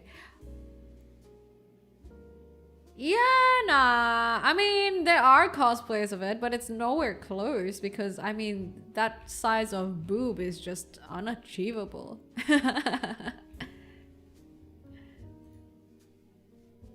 Most trouble I would bring to the deep blue are shirts with a bit too much cat hair on. Please vacuum your own cat hair. Our poor janitor already has a lot of things to do on hand. Poor CJ Deadpool. Don't add like vacuuming cat hair onto his list of to-dos. Someone saying hag and suddenly the titlings become swolling saying you dare disrespect the sea fox. Thank you. That's the kind of loyalty that I expect from the titlings of the deep blue. Kinda, like I do feel a bit comfortable, but I still had lower confidence and awkward, and gaining confidence for me it was more of a journey of letting go of toxic people and learning to do stuff I want in my life. Even if I feel scared, and I get scared a lot, and still kind of feel awkward at social interactions, but I've pushed through it. That really is all to it. As Aristotle says, a lot of things in life is that if you want to be a painter, then you need to paint. Thus, if you want to be confident, then you need to be confident. Like, it's just everything I've come to notice lately that everything in life really is pretty much a muscle, you know? You just gotta train it. If you do something often enough, you'll get good at it.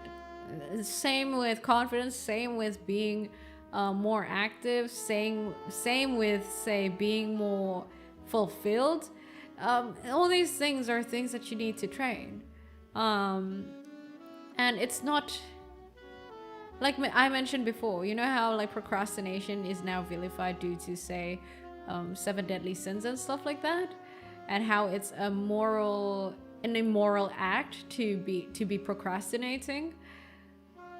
I feel like such similar sentiments exist for a lot of other things.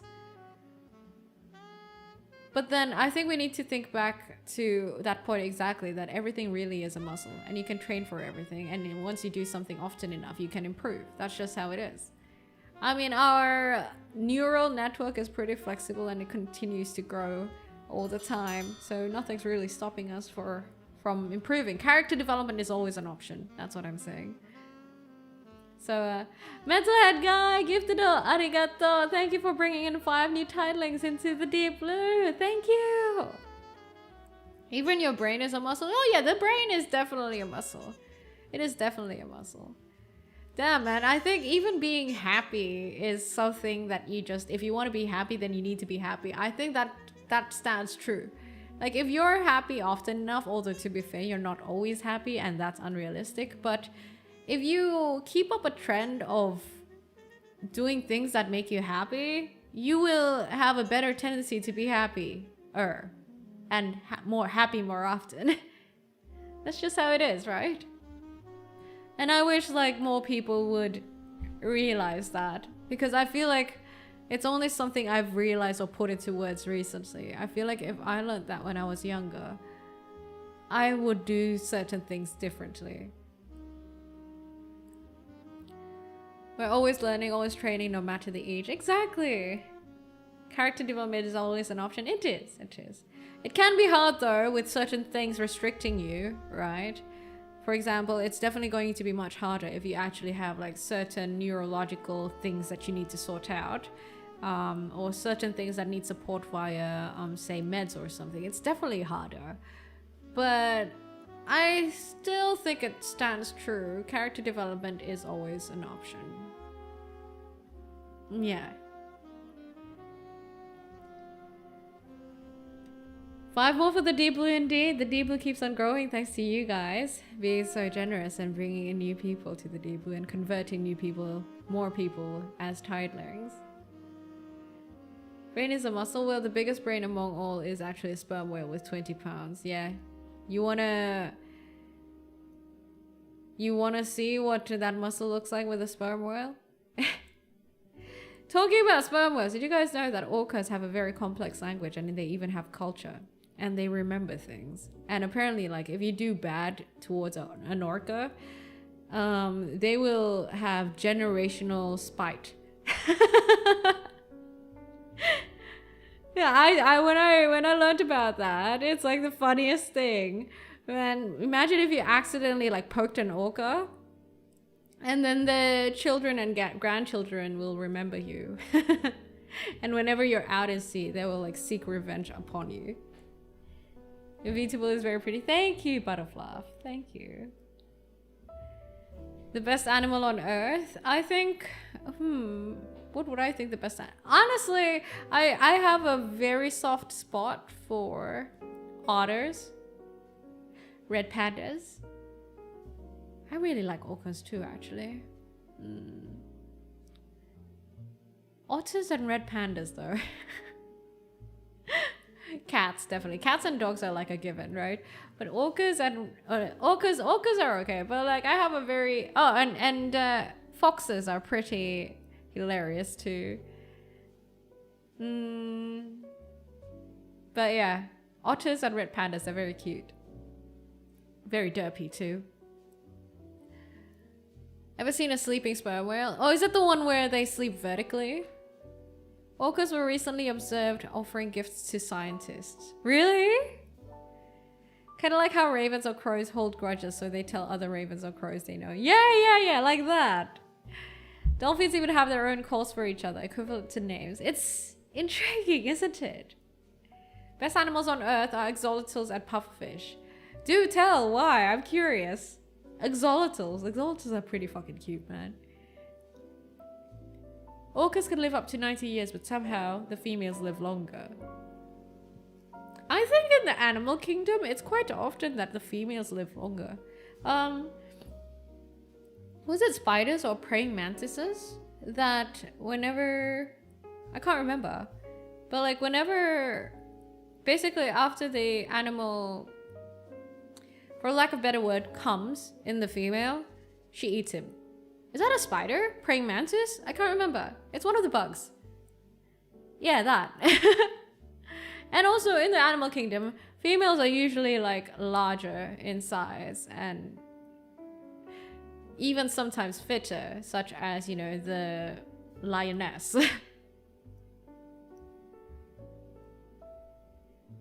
Derp of a fish. Oh wait, I know that fish. I know that fish. But you know who's the fish who gets like bagged on so much?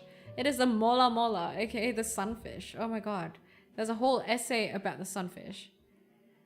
Exalters have insane ability to heal themselves, and I'm pretty sure they are used for example cancer research. They are also really adorable.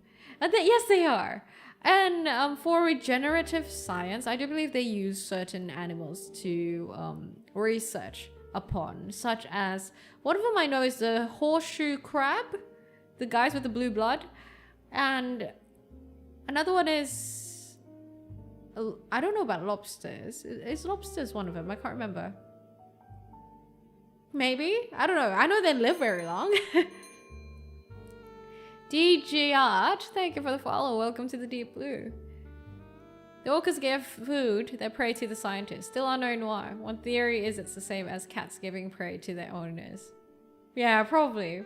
Do you guys know of the whole rant of this? I remember, I think he was an Australian guy, was he? Let me check.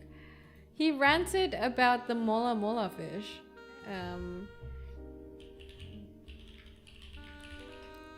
It's so funny, dude. Maybe I was in Australia and thus I assumed that he was Australian, but maybe he's not. Here. Okay. Listen, I'll read it out to you guys.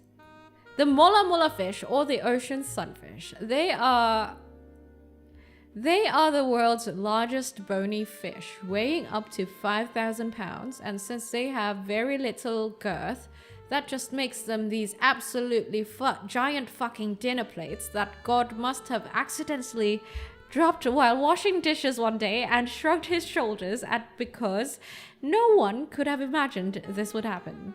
And with no purpose. Every pound of that is a wasted pound, and every foot of it, 10 feet by 14 feet, is wasted space. They are so completely useless that scientists even debate about how they move. They have little control other than some minor wiggling. Some say they must just push water out of their mouths for direction. They could use their back fin, except guess what? It doesn't fucking grow. It just continually folds in on itself, so the frickin' cells are being made. This piece of floating garbage just doesn't put them where they need to fucking go. So, they don't have swim bladders. You know, the one thing that every fish has to make sure it doesn't sink to the bottom of the ocean when they stop moving and can stay the right side up. This creature that can barely move to begin with can never stop its continuous tour of idiocy across the ocean, or it'll fucking sink. Except when they get stuck on top of the water, which happens frequently, because without the whole swim bladder thing, if the ocean pushes over the thinnest but largest, most toppable fish on the planet shit out of luck. There is no creature on this earth that needs a swim bladder more than this spit in the face of nature, and yet some scientists, it keeps going, some scientists have speculated that when they do that, they are absorbing energy from the sun, because no one fucking knows how they manage to get any real energy to begin with. So they need the sun, I guess. But good news, when they end up stuck like that, it gives birds a chance to land on their goddamn island of a body and eat bugs and parasites out of its skin, because it's basically a slowly migrating cesspool. Pros and cons. And if they are so huge, they must at least be decent predators. No. The most dangerous thing about them is, as you may have guessed, is their stupidity. They have caused the death of one person before because it jumped onto a boat on a human, and in 2005 it decided to relive its mighty glory days and do it again, this time landing on a 4-year-old boy. Luckily, Byron sustained no injuries. Way to go, fish. Great job. They mostly only eat jellyfish because of course they do. They could only eat something that has no brain and a possibility of drifting into their mouths, I guess. Everything they do eat has almost zero nutritional value, and because it's so stupidly fucking big, it has to eat a ton of the almost no nutritional value stuff to stay alive. Dumb. See that ridiculous open mouth? This is actually why this is my favorite picture of one, and I have had it saved to my phone for 3 years. Oh, I can show it to you guys. Oh no, what could have happened? How could this be? Do not let that expression fool you. They just don't have the goddamn ability to close their mouths because their teeth are fused together. And you know what? It is good it floats around with such a clueless expression on its face, because it is in fact clueless as all fuck. They do sometimes get eaten though, but hardly. No animal truly uses them as a food source, but instead, which has led us to said photo, we'll usually just mime? How do I say that word? The fuck out of them for kicks. Mime. I think it's mime. But it's not like pantomime, no. Mime, like mimed. Whatever. Seals have been seen playing with their fins like frisbees. Probably the most useful thing to ever come from them. Wow, you raised some good points here. This fish truly is proof that God has abandoned us. Yes, thank you. But if they're so bad at literally everything, why haven't they gone extinct? Great question. Mayhem? Is it mayhem? Maim? Really? It's one of those words where I've only read them and I've never said it out loud. Because this thing is so worthless, it doesn't realize it should not exist. It is so unaware of literally fucking everything that it doesn't realize that it's doing maybe the worst fucking job of being a fish, or debatably the worst job of being a cluster of cells than any other cluster of cells. So what does it do? It lays the most eggs out of everything. Besides some bugs, there are some ants and stuff that'll crazy jazz, by the way. There are some ants and stuff that'll lay more. It will lay 300 million eggs at one time. 300 million. It survives because it would be statistically improbable, dare I say impossible, that there wouldn't be at least one of those 300 million, that is each time they lay eggs, left surviving at the end of the day. And this concludes why I hate the fuck out of this complete failure of evolution, the ocean sunfish. If I ever see one, I'll throw rocks at it. And yes, that is the sunfish, ocean sunfish roast that I think is fucking hilarious, dude. Look it up. It's really funny. It's one of the things that I will remember for life because it's just peak comedy. I've seen pictures of it, but I never knew it was that bad. Now you know. Now you know. This thing is literally hardwired to breed, eat, and drift. Yeah, literally eat, pray, love. The eat, pray, love sunfish. Crazy. But yeah, these sunfish. And you actually, the guide includes a picture of the sunfish being bitten on one side, being like a plaything for ocean creatures. It's crazy. Fun fact or dumb fact, the name of sunfish in my language directly translates to moony glowy, as in glowing moon. Yeah, we call the sunfish moony glowy. Is it mola mola? Or is it like, wait, what is it in your language? Whenever I play Animal Crossing, I always get angry when I saw a fin in the water and getting a sunfish. Hi there, Tyler. Make no mistake, these things dominate the tropics in spite of their silliness. I wonder if, I don't know, do humans eat sunfish? Let me see. Sunfish sashimi or something. Sunfish sashimi. Sunfish, particularly the ocean sunfish, is occasionally eaten in parts of Asia, despite its parasite-ridden and rubbery skin. Ugh. And can be prepared and served as sashimi, though it is not a common or traditional choice. Ew! Damn, it's not even good food. The fuck? Okay, there is sashimi of it, but like not so much. Is sunfish eaten?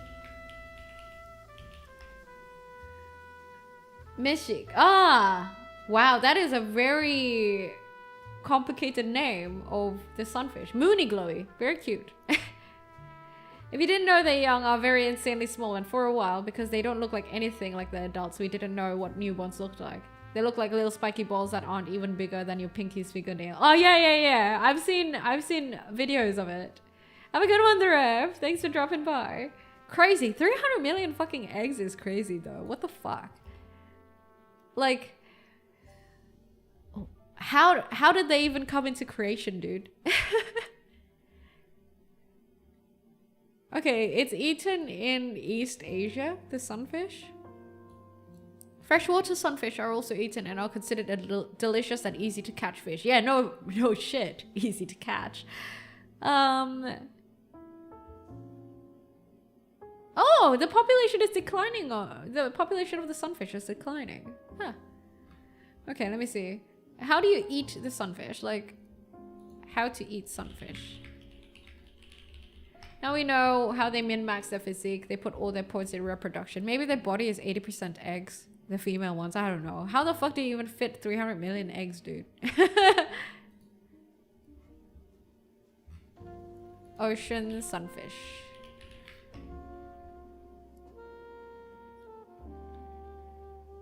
Oh, it also potentially has toxins. That's fucking crazy, dude.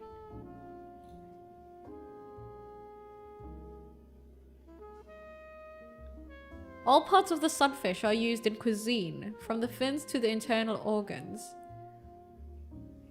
and also used as traditional medicine. Okay. Damn, alright. Interesting. I will raise an army of sunfish and become unstoppable. Yeah, you can like throw them and launch them over to your enemies, like on a catapult or something, and you'll probably get a few victims. I think that's a good way to use a sunfish. They're fucking huge, man.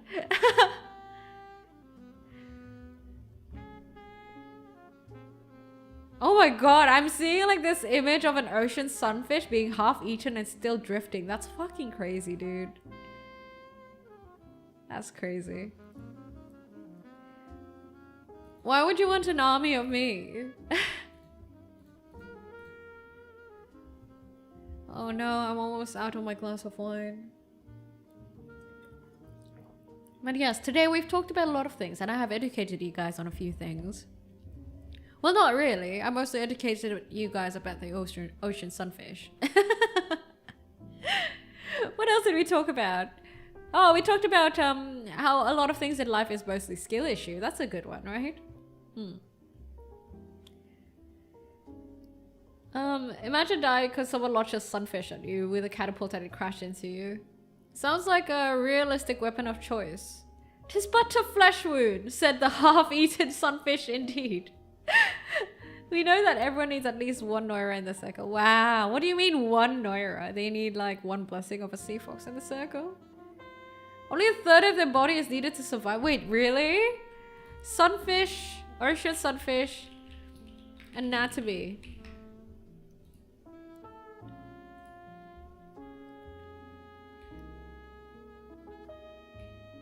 I'm looking. Oh, what the fuck? Wait, you guys, seriously, look it up. Ocean fish anatomy. It is ridiculous. What the fuck? It is utterly ridiculous. What the hell, dude? This fish is crazy. So basically, the needed parts of the functioning organs mostly is towards the head. We also talked about how people approach life when it comes to pursuing dreams. Oh yeah, that was a whole conversation, wasn't it? You need to drink some water, your lips are kind of dry. What do you mean my lips are kind of dry? And that fish is hella crazy. Yeah, did you look it up?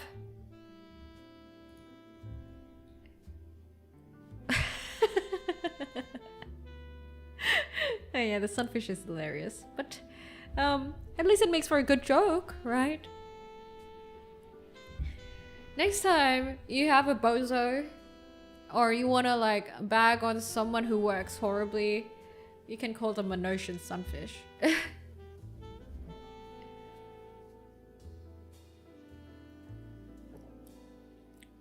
Almost out of wine. Oh yeah, I'll drink some water though.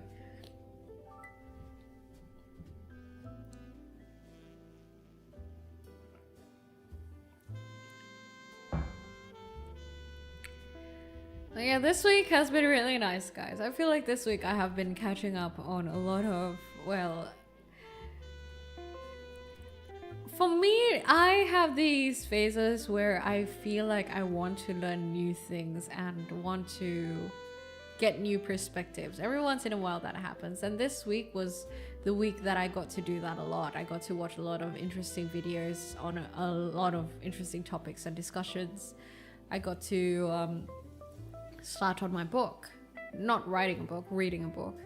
And I got a lot of ideas to kind of make a video on and listen to a lot of podcasts. That's what I'm happy about. So I'm very happy this week that I get to be able to have these sort of things as input, and then I get to talk about it with you guys. It's the best kind of week, you know, these sort of things. Bullying the fish, I wasn't the one who bullied the fish. I just read it out. I always imagine your 2.0 lips had that moist glitter lip gloss. Yeah, that's what it is, isn't it? Here. See? See that lip gloss? Juicy as hell. Isn't it funny? Look up the average size of those scary looking anglerfish. Oh, they're tiny as fuck, aren't they? The deep sea anglerfish? They're super tiny. I know them. What are they? Like a palm? Are they palm sized or something?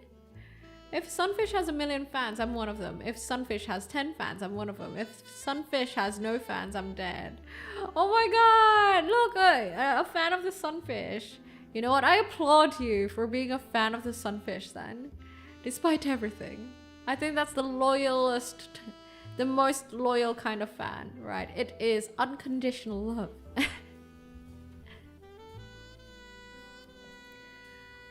I'm back from looking it up. We need to delete the Sunfish. Now, let's not call for the death of a species. Not like that. I mean, eventually, I'd like to think they get phased out, like such is nature, right? I mean, if not, they must be doing something right, and they must be doing something for the environment, right? That's what I'd like to think. I'm positive like that, hey?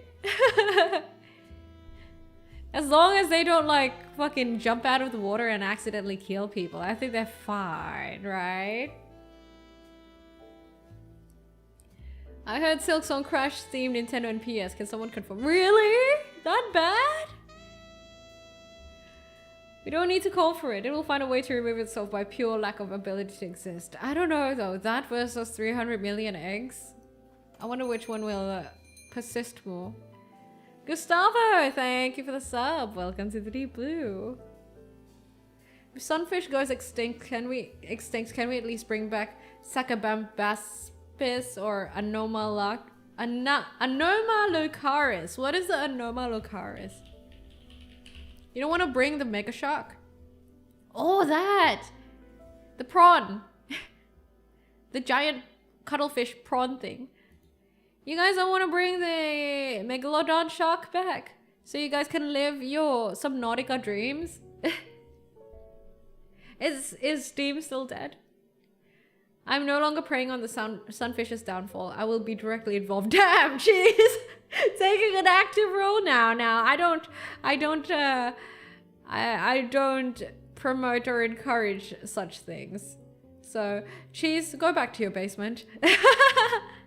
Go back to giving quests and getting drunk and making lore. Okay, leave the Sunfish alone. Anything but the Megalodon shark. Honestly though, if we did have some large animals, yeah? Some large organisms, I feel like they wouldn't be able to survive nowadays, because imagine the amount of energy you need to survive with every waking moment as a large creature. Like, how much would you need to eat? It's crazy.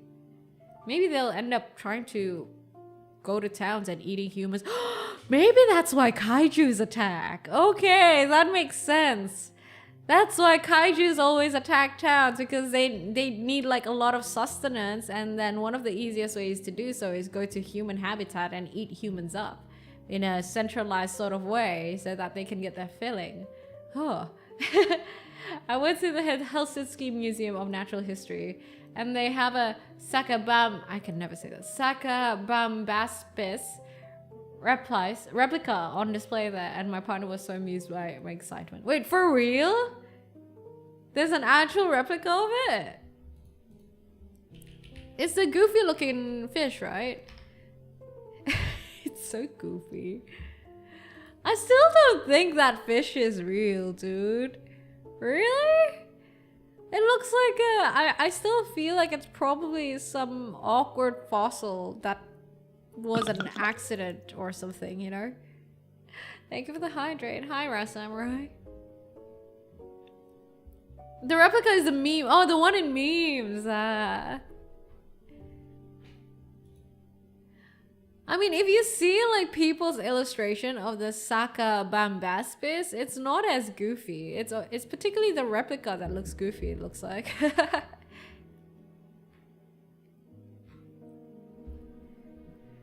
I'll drink some water, thank you. The entire sunfish thing was an accident, an evolutionary train wreck. Such is RNG, right? That is how it is. The sunfish. Oh my god, the Saka Bambaspis is actually fucking goofy, man. I can't.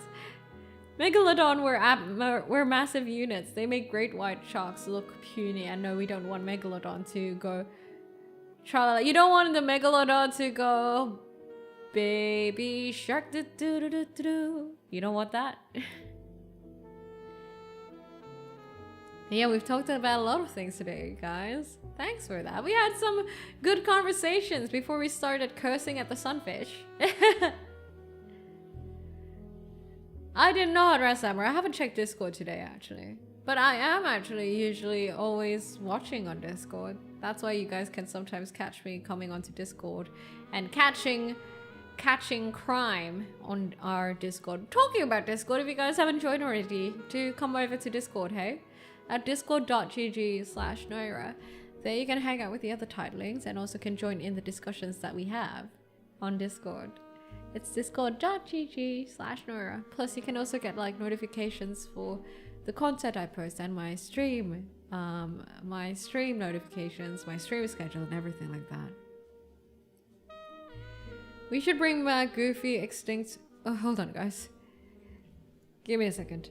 Let me BRB. Actually. BRB! Be right back. Let me bring the shrine over. Chotto, where's my BRB screen? Okay, hold on.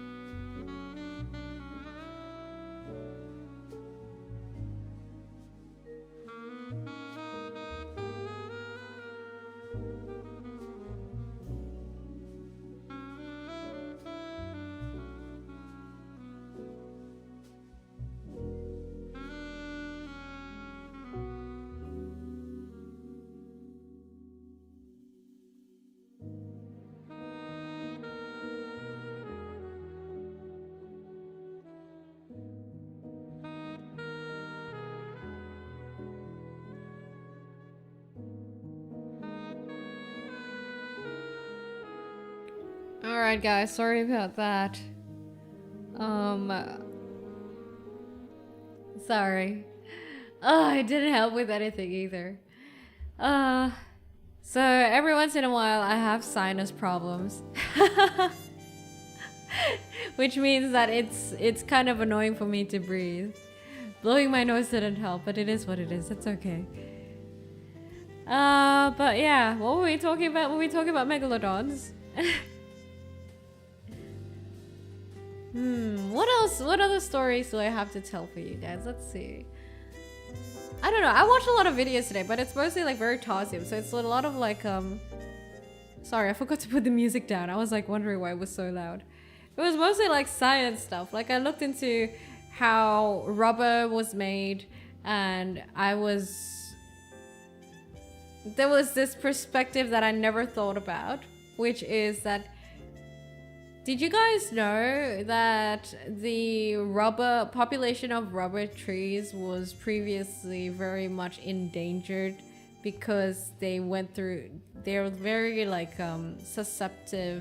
susceptible to a certain blight, plant disease sort of thing, and it wiped out like a lot of population of rubber trees. So we almost went through like a whole crisis of rubber supply.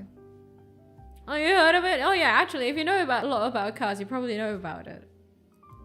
So the video was like asking, did you guys know, was basically giving the perspective that, did you guys know that your supply of rubber is actually hanging on a, what's the word that you usually say? Hanging on a thin thread or something like that? Basically, it's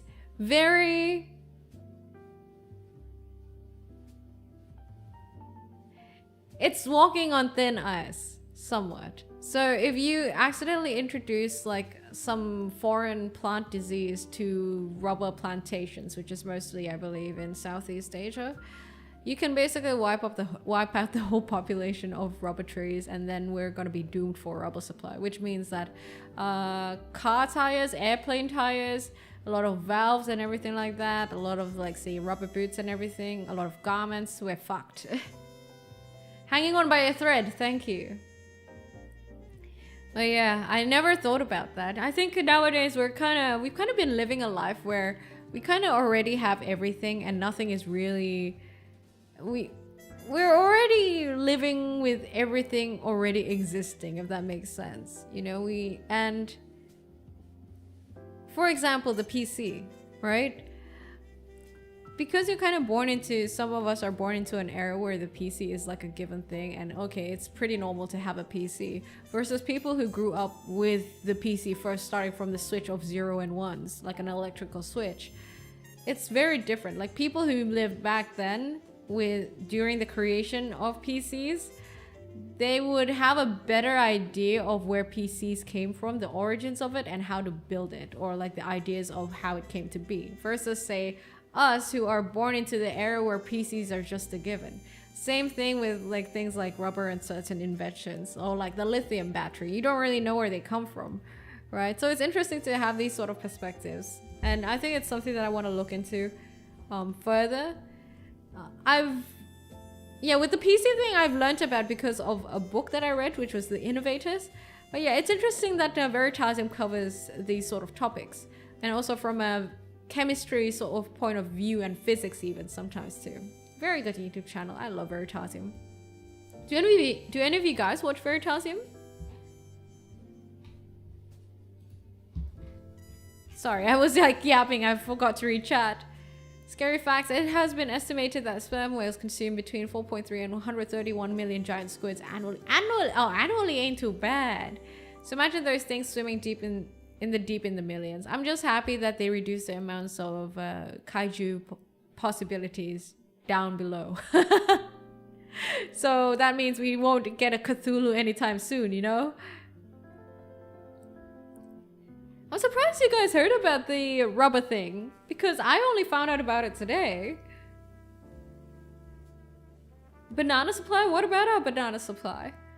Oh, I was pretty sure we no longer actually use rubber trees and just make synthetic rubber instead. That is not true. So apparently a lot of the rubber that we have nowadays, none of it is purely synthetic. There's still always like a component of rubber. And I believe the ratio is about like 17% to 83%. 17% being natural rubber, 83% being synthetic, using synthetic components, which can vary. But for certain things such as airplane tires, they actually have to be rubber, because rubber, there are certain things that only natural rubber can do and can't be replicated with synthetic materials or synthetic inventions. And I believe one of them is like handling extreme temperatures. Like You know how with airplanes you need to be able to handle the heat from friction, right? And then also go into extreme temperature when you're up above, like minus degrees, and then go down again below, and then handle the friction temperature again. Apparently that sort of thing only natural rubber can do, and that's why airplane tires are always made of natural rubber exclusively.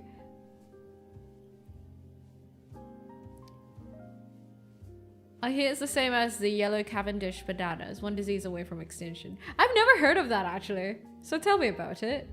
There was a banana in the past that was different strain entirely. That I know that it's a different strain, which is, I believe, when you have banana candy, that's what banana was supposed to taste like, I believe. So now we have Cavendish. Yeah. I remember people talking about that, but I didn't know that the supply was in danger. Murtasm is great if only he stops switching freaking thumbnails. Does he switch thumbnails? I'm enjoying my persona while listening to you and my boyfriend on the phone. That's cute. Say hi to your boyfriend for me. Okay, that sounds weird. But hey, I'm glad you enjoy your time here, hey? I hope that you have a good time drawing your persona. Bananas were almost wiped out multiple times over, right? And they're currently pretty hard to farm due to lack of good seeds. Banana trees will be extinct because we basically clone the thing over and over again. What's wrong with cloning it though? Isn't that what they do with rubber trees as well? Because apparently the rubber trees we have right now in Southeast Asia, they're mostly from like rubber tree seeds that someone way back when from Britain stole from, like, was it Brazil? From Brazil or something? I don't think I'm right. Amazon forest. Yeah. They stole like a bunch of seeds from there and then planted it in the southeast, and that's basically the rubber trees that we have right now. I grew up when computers began to be used more commonly. I saw Rolodexes and rotary phones disappear. Rotary phones were so pretty. And you know what else is amazing that I wish we could have back? Rotary phones is one of them. I think like having a rotary phone is nice, like the tactile feeling of it. The other one is BlackBerry keyboards. BlackBerry keyboards were so nice, dude. Man, typing on that thing was like cathartic. Somewhat, almost. It's wasted 4 times of... What do you mean it's wasted 4 times of airplane tires? If banana goes extinct, then what will all those poor monkeys eat? Yeah. It's like, what'll the poor Uma Musumes eat if carrots go extinct? We breed them to have no seeds. Ah, fair. Okay, fair. Yeah, we breed them to have no seeds, and thus, like, it's hard to get seeds. They're all clones, one disease, and they're... Interesting! See, these sort of perspectives are very interesting to me, and I think it kind of gives a perspective to kind of really appreciate what we have currently much more. At least that's what it feels like to me. You know your clone will turn out evil? You don't think your clone will be like that guy from Invincible, the blue guy who keeps cloning himself? I had cell phone with a keyboard slide out. I still miss it. A physical keyboard is so much better. Is it the Nokia? I feel like out of the phones that were around back then, definitely the BlackBerry had the best keyboard. I remember the first time I switched to like a screen, like the iPhone. It felt very... I hated the fact that it didn't give any tactile feedback, you know? It didn't give like any... It doesn't feel like typing. It's like, you know, the difference between VR and actually touching a person. If that makes sense. Sure, you can have like certain haptics that can make it seem like you're feeling the sense of touch of some people, or like you feel like you're touching people, but it's different from like actually touching someone, you know?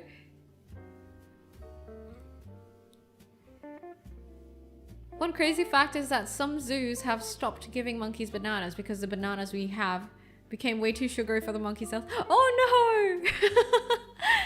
The thing is that you do not plant a new banana tree. You use the corpse of another one and insert a branch of a new one. We are running out of corpses. That sounds so morbid. That sounds damn morbid, dude. But damn, today I learned. I have a Nokia phone, but it's already crushed. I think my 3100 is around somewhere in my family home. Designed for consumerism, like watermelon. No thought was given to making them disease resistant. Fortunately, no widespread banana disease right now. And the fact that we are just one disease away from certain things becoming extinct is crazy.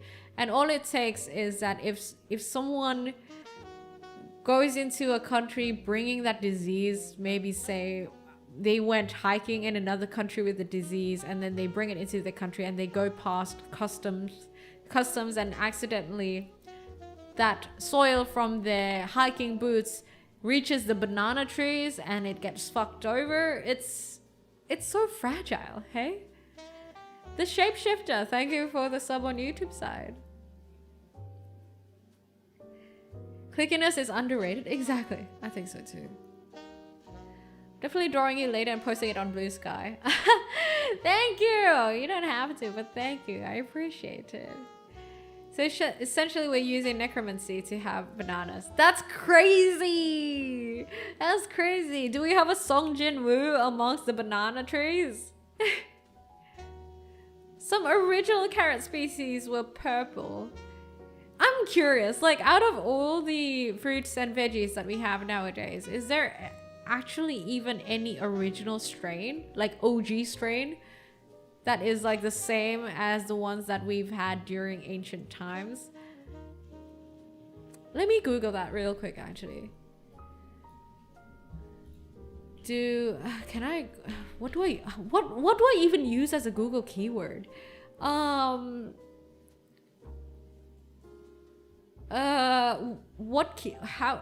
do I Google search this?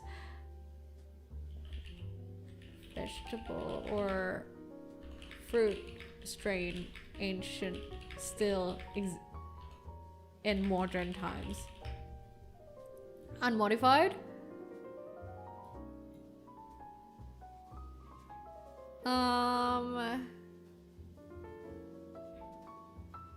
It's only giving me the other option, which is like 15 fruits and vegetables you had no idea were man-made, and or like 7 fruits and veggies that used to look a whole lot different back then.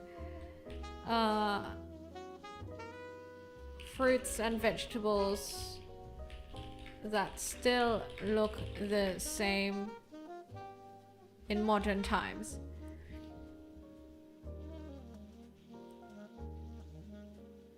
Oh, okay. This is an AI answer though. And Quora. I don't know if I trust that. Oh, okay. You know what? Let's take this answer from Quora.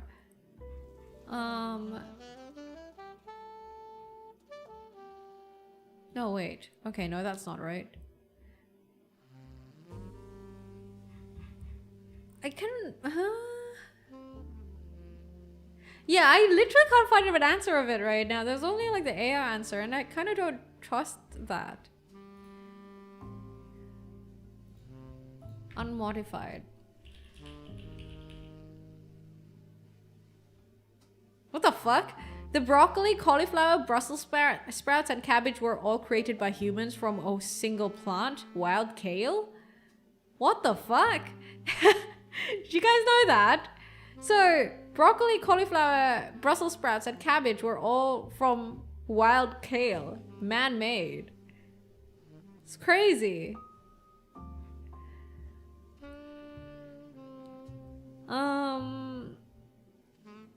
Sorry, let me read chat. Tomatoes used to be another color as well. Like what? Green? The more I learn about the stuff around me, the more amazed I am at how tightly on a thread humanity as a whole is on all the time. Right? It's just that I think in general our day-to-day modern lives within this concrete jungle is just so we just focus on what's around us, right?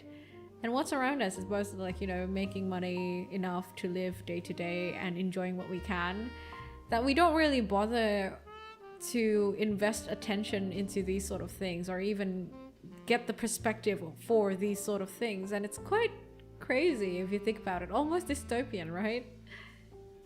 We're so closet I wouldn't say closeted, protected from these sort of perspectives in a way. They probably have stuff in the seed bank left, but they won't really be used past preservation and research. What you say is very true. Believe it or not, invasive marine species often stow away where ships store their anchors. Ah, yeah, that's true. When ships travel and go to a different country, what if invasive species hang around their anchors? Then what happens? Oh yeah, I probably already do know it, but you must remember that I have shitty memory. I know a lot of things. That's why I'm debuffed by memory. My landlady keeps ancient seeds. Some strains are illegal to sell because of monopolies by big corporations. That's crazy. How does she have access to ancient seeds? We made lemons too. Life didn't give them to us. We made them ourselves. Yeah, and we also made lemonade out of them, right? Discount chatter? Wait, I still want to find what vegetables still look the same. Still look the same.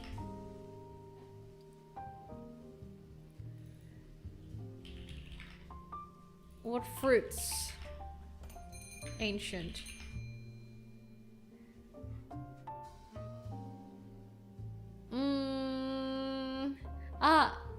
Terra Reveny, thank you for the sub on YouTube side. So there is an answer on Reddit, but like in my country, Reddit is blocked, so I need to use a VPN, and I can't use a VPN right now, so I can't check it.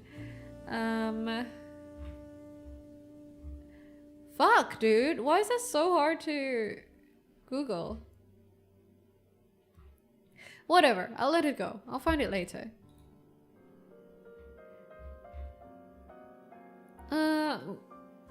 Mother Kale has cousins, indeed. Broccoli is actually a flower. I would think so. I would think that the broccoli and the cauliflower are actually flowers. On a scale of 1 to 10, how bad is your memory? It's pretty bad. Can I choose to not comment on that? Damn, man.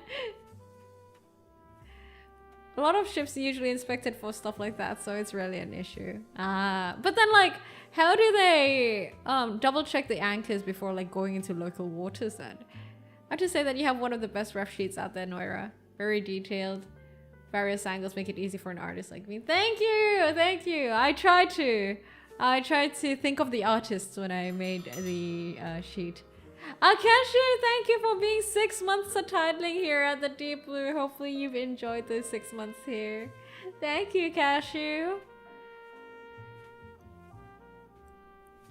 The foreign species hang on to the anchors, then let go when the ships drop anchor at their destination. Not sure if port authorities have addressed this yet. Oh, damn. You do not know. Mamoncillo equatoriano. Let me see what that looks like. Mamoncillo equatoriano. Why? Oh wait, we have something like that. No, isn't that a rambutan? We call that rambutan here in Indonesia. Is it the same thing?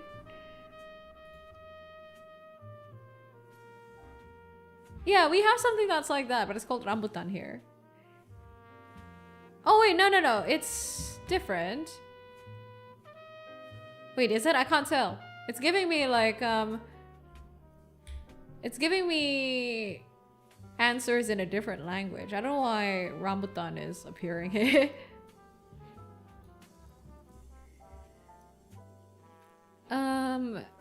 Noira's got a -9 on memory. I choose to not comment. I don't like when you get so close up. It makes me nervous. Well, skill issue. Why? I don't look that scary. Why would you be nervous? You can find my ref sheet on my website at noira.me. Noira.me is my website. It's there at the profile. Cashew is fruit? What do you... Is that a joke? What do you mean cashew is fruit? Is it slimy with a big seed? Yes, and it's also hairy. We have a... I don't know. I've come to realize that I think Southeast Asia offers a lot of weird fruits that a lot of people are very, very much not familiar to. Just like how it feels like for us in Southeast Asia, like when I showed some of my Southeast Asian friends some fruits that I see in Aussie. What was it? I can't remember. Like for example, cherries. It's something weird to have in Southeast Asia. Or like peaches. Well, peaches not so much maybe. Nah, there's that... What is that thing called? Nectarines! Nectarines is not something you have in Southeast Asia. So, yeah, sometimes they're like, what's a nectarine? But like, same thing, when I'm in Australia and I say, do you know what a snake fruit is? What a rambutan is? Lychee, or as some of you guys might call it. Or like mangosteen, do you know what that is? It's very interesting. Yeah, I think when I was younger, it was a very intriguing thing for me. And like sometimes I forget that, okay, different regions have different sort of fruits and everything, because you just assume that, you know, globalization, everyone probably knows everything, you know, but maybe not so much. Would you feel bad if I say I chose to watch you instead of the psycho squirrel who sings well? Who? I respect choices and preferences. Even if you guys prefer to watch someone else, that's not me, that's totally okay. It's understandable, I'm the same. Like sometimes you want to use your time to do something else, right? Like sometimes maybe I want to play Uma Musume rather than watch a VTuber. That's totally fine. We all have our own preferences and anything. Even if I feel bad or if I feel iffy about you guys, say, watching another VTuber or something, technically it's not right for me to feel so. So if I feel that way, that's for me to deal with myself. It's a skill issue on my side, so don't worry about it. It's up to you, Shu. Even if you want to watch her, it's okay too. I used to chow on that thing, good memories. Rambutan? Or which one? Have you heard of durian? Of course I have. New here, just subscribe. Well, I hope you like the vibes here. Shiny Pikachu. Welcome. I don't like rambutan because they're a bitch to eat. I'm kind of surprised that Asian people often eat spicy foods, or maybe my taste buds are just vulnerable to it. Yeah, I think in Asia, mostly Southeast Asia, it's spicy food that's quite popular. I think for Japan, for example, I don't think spicy is as popular as, say, Southeast Asia. The spice levels are different in Southeast Asia. And I noticed as well that like with certain foods, and certain countries, the spice is different. For example, Chinese spice or spiciness like from mala or the peppercorns is totally different. And Thai spice is different too, like from Thailand. Ian Trumpet, thank you for bringing in a new titling into the Deep Blue. Thank you. I feel like, yeah, Thai spice is totally different too. Korean spice is also different. It's very interesting that spiciness can have different profiles depending on like the country. One of us indeed. Your vibe is fabulous, so I stick around. Thank you, I appreciate it. I'm just a wee VTuber and it means a lot to me if you guys decide to hang, visit, drop by, stick around. It means a lot, truly. Most people here in Japan can't really handle authentic spice. Yeah, I mean, you can get like, like spicy ramen and everything like that, right? I mean, but like, I don't think I've had like particularly spicy stuff in Japan. Spice is originally used for food preservation and people kind of took it as a taste really. It's also like there's this theory that my friend used to have where usually you will notice that the areas or countries that you assume have like worse living conditions back then, their food will tend to be more addled with spice and or sauces, because they would have to be more innovative with masking the pungentness of food going bad. And they do that with either spices or sauces or like things that taste very strong. And I think that's an interesting statement, because I feel like it might be true, you know? Back then when food preservation was something difficult to do, and you don't want food to go to waste, I would assume that you would try to innovate ways to kind of mask the pungentness of things going bad, right? Thus, you can see why maybe in certain areas where food preservation was harder, or like in areas where heat is more of a consistent thing, and thus things might spoil easier. The cuisine there might tend to taste stronger, if you think about it. Say in tropical countries, right? Usually the spices and the sauces and the taste profile is stronger. For example, Indonesia. Like, we have really strong tasting stuff here. Compared to, say, I feel general Western food. Yeah. Here in Sweden, we don't really have any strong spices. Our ways of preserving food was either smoking, salting, or pickling. Or you guys could have like frozen it as well, right?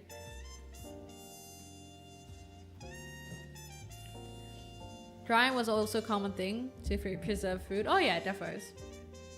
Met some Swedish tourists and they offered me rotten fish. I'm afraid I am not cut out for Swedish cuisine. I remember... Was it PewDiePie? I think I watched a video of PewDiePie eating those canned fermented / rotten fish. Was that what you're talking about?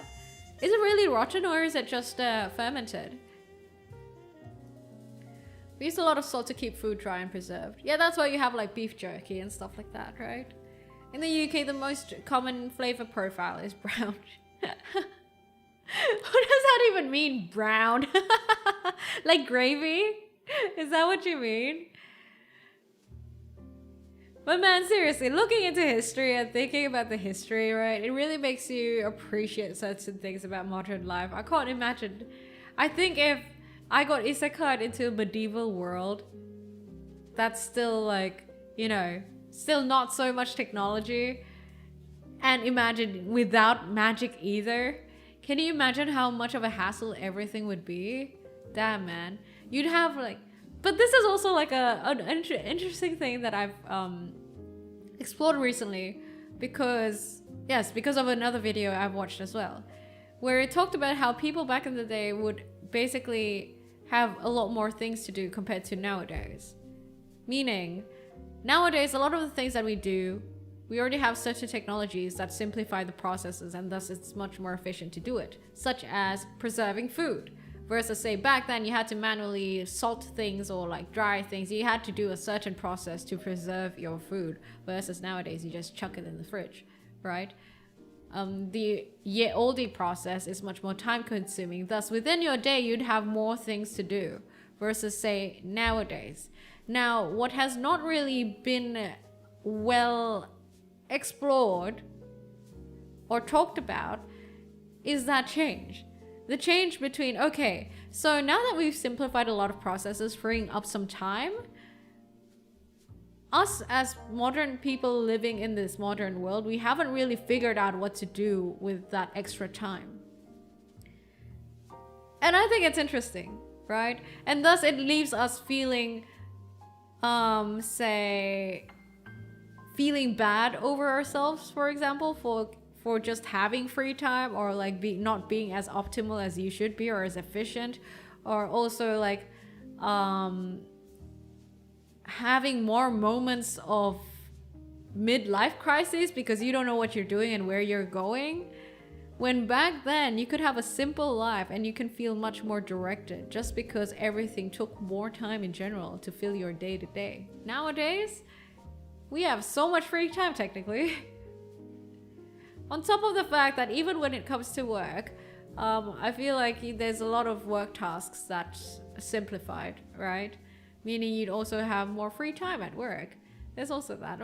It's just an interesting thing to think about. A lot of our problems, I think, in our modern society, like things that deal with mental health, existential crises, and everything, I think that also plays a part to it. Like suddenly this OG mind of ours has so much free time that we haven't really adapted with, and we don't really know yet what to do with, and thus it strikes us with moments of existential crisis, boredom, and borderline sad thoughts. And not to mention the crazy flow of vast information that we get buffeted by via electronic media, technology, and everything like that. Shiny Pikachu, thanks for following on Twitch side too.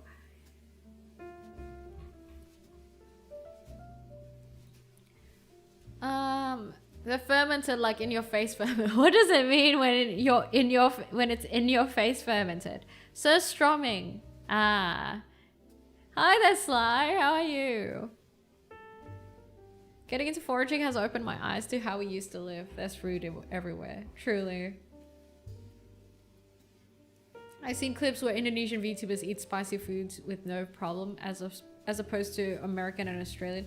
Oh yeah, definitely. We definitely have a higher spice tolerance. Sorry, let me read through chat. To be fair, humanity spent over 12,000 years before electricity, and we only have like 200 or 300 years so far with it. Yeah, so to bring it into perspective, right? We've only had the internet for like what, 20 years? Okay, no, probably more. 40, 30? I think it was like in 1995? Was that the internet in 1995 or 5? Something like that. 1990s. We've only had the internet for a while, right? And back then internet was much more slow paced because dial-up internet was much more slower and everything had like bad UX and UI and it was like kind of harder to navigate around. And then suddenly we have the smartphone. So we've only lived within this age of like fast speed information, social media, and all this shit very recently compared to everything else. And thus, I do think to a certain extent, this is why we may have some rising levels of anxiety and mental stuff, basically, like depression, anxiety, and all those things. I do think it's partly due to that. Because we're in our adjustment period of trying to figure out how to navigate this space of electronic media and flurry of information.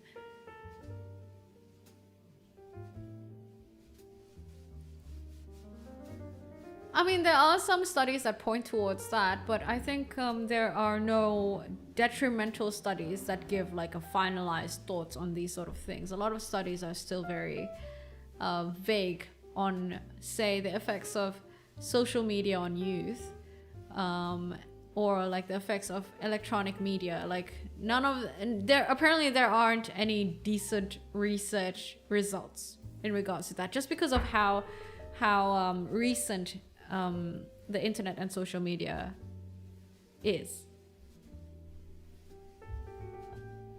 Welcome back, Daddy Corn.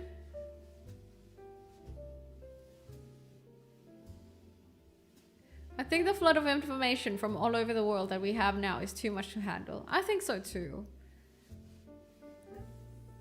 Yeah, I personally think so too. That's why I also like block myself off from like my phone and everything once in a while. Because I just want my peace and quiet, you know?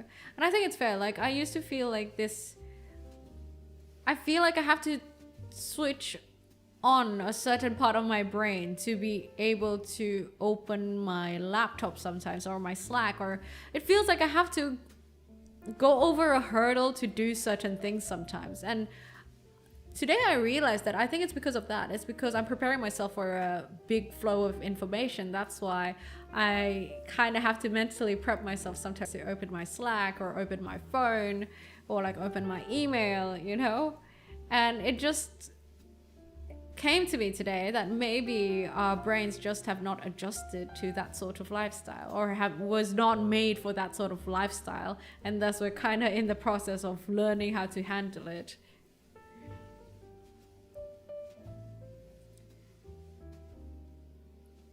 Don't go instantly for a fancy model. Who are you talking to, Sven? No, I keep helping other people but not myself. How do I start prioritizing myself? I mean, start by prioritizing yourself. Start saying no. I think that's something only you can do. How do you start prioritizing yourself?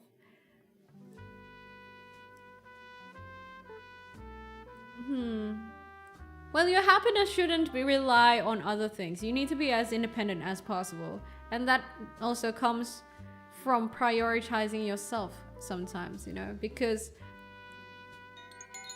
sure, other people might be there for you, but truly, yourself is the most reliable, right? So I think you should just make a conscious effort to think of it that way.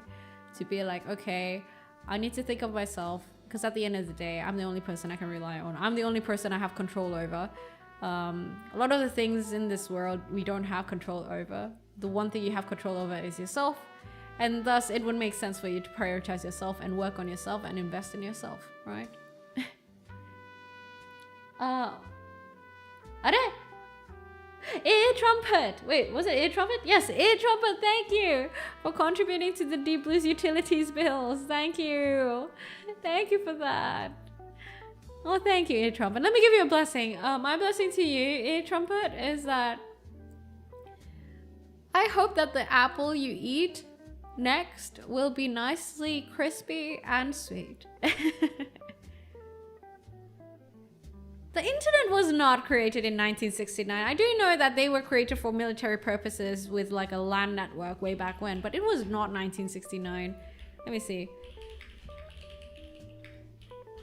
At least not for public. No, it was invented in 1983 for ARPANET, which is for the ARPANET was the military purpose one. Internet was public in 1993. I was almost correct. The technology has gotten ahead of our thinking, meat, and we can't keep up quite yet with the society we have built. Yeah. Start of the internet is considered around 1963, 1983. Oh yeah, 1963 mayhaps was like, because it says that 1963 was not so much a definitive version of the internet. The definitive version of it was the ARPANET, which was 1983. So yeah, I guess that's still valid.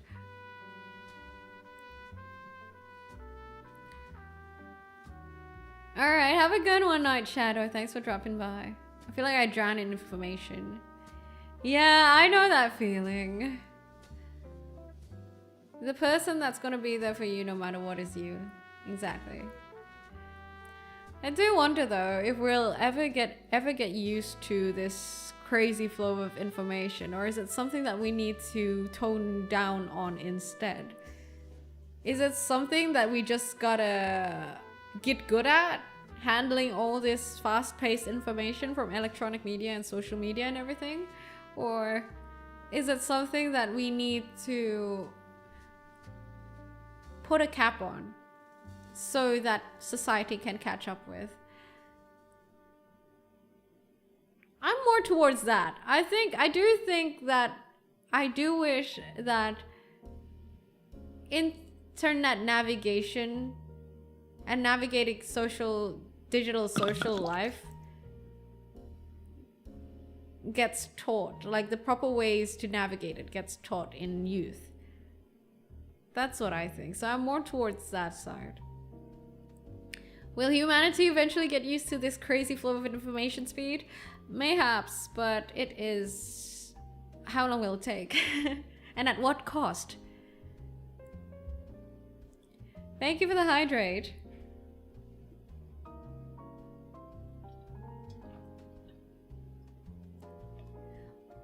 Have a good one, Red Samurai. Thanks for dropping by. I don't know what you're talking about, personality. When someone talks to me, a voice, I don't know what you're talking about. It's tough because we want as much info to make decisions more effectively, but option paralysis is a real thing. That is a very real thing. So I actually, the video I was watching today talked about option paralysis. What was it talking about? I can't remember. But basically, let's say if you have like 2 boxes of cereal in front of you, it's easy for you to choose one or the other. But if you're presented with 10 boxes of cereal in front of you, apparently the popular choice is to just not choose at all. And I was like, okay, if you have 10 VTubers to watch, will you end up not watching VTubers at all? But yeah, that's why when you go to supermarkets and everything, usually they give you limited choices. They don't provide you with all the choices in the world. They usually give you like, okay, they give you curated choices. Why was there a notification just now? Ah! Thank you for the sub on YouTube side. I can't read your name. Huangzi something. Thank you. I don't think it will go away. So eventually society will have to grow into it. Yeah, but at what cost and for how long? How long would it take? Is it better to look up for branches of information to specialize on? Anything else, just go with the flow. I think regardless, even if you choose branches of information, you'll still get buffeted by internet, no? Like I saw someone say that back then, you know, accessing the internet, because internet speed was so slow and so limited, you would be like, okay, mom, can I have like 30 minutes of the internet, 30 minutes on the PC? Back then, the internet was similar to how it is nowadays. It was still like a buffet of information, but we had much more limited uses of it. It wasn't so widespread. It wasn't so easily accessible. I do think that one of the reasons the internet has gone so crazy nowadays is definitely the smartphone. With the smartphone giving such easy access to the internet, I think that's really what propelled the current overload of information.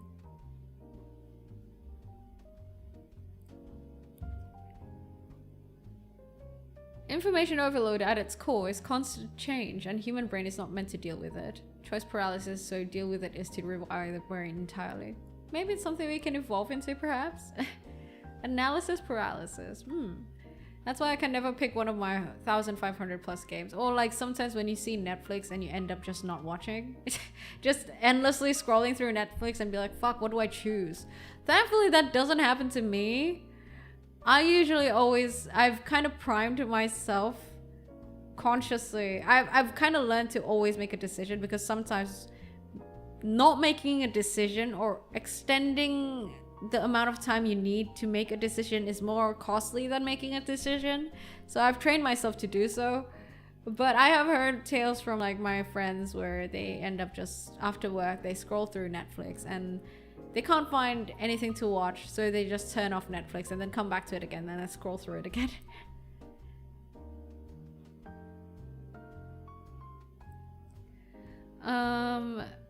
Maybe AI can help in summarizing news without emotional attachment to it. Okay, that was actually another interesting video I watched today. It was Mark Manson's video talking about why we can't read books anymore. And he made a hot take about this, where he said, yeah, books is like, you know, befuddled with like, sure, there's good information, but there's also like a lot of fluff in it, naturally, right? You try to reach a decent amount of words to make a book, after all, right? So you have books, but then we're so used to having information easily handed to us, such as a Google search or even like AI. And an AI can sometimes give you information that you could get from reading a whole book with like a single, like at your fingertips. So maybe having all this convenience, such as AI and like Google and being able to search about things, has kind of primed our brains to kind of be like, why would I have to read a book if I could just look it up, sort of vibe. So sure, attention span is one thing, but the other thing is that we're just so used to the current pace of information that we find the pace of information of books being quite obsolete compared to everything else. Interesting hot take, don't you think?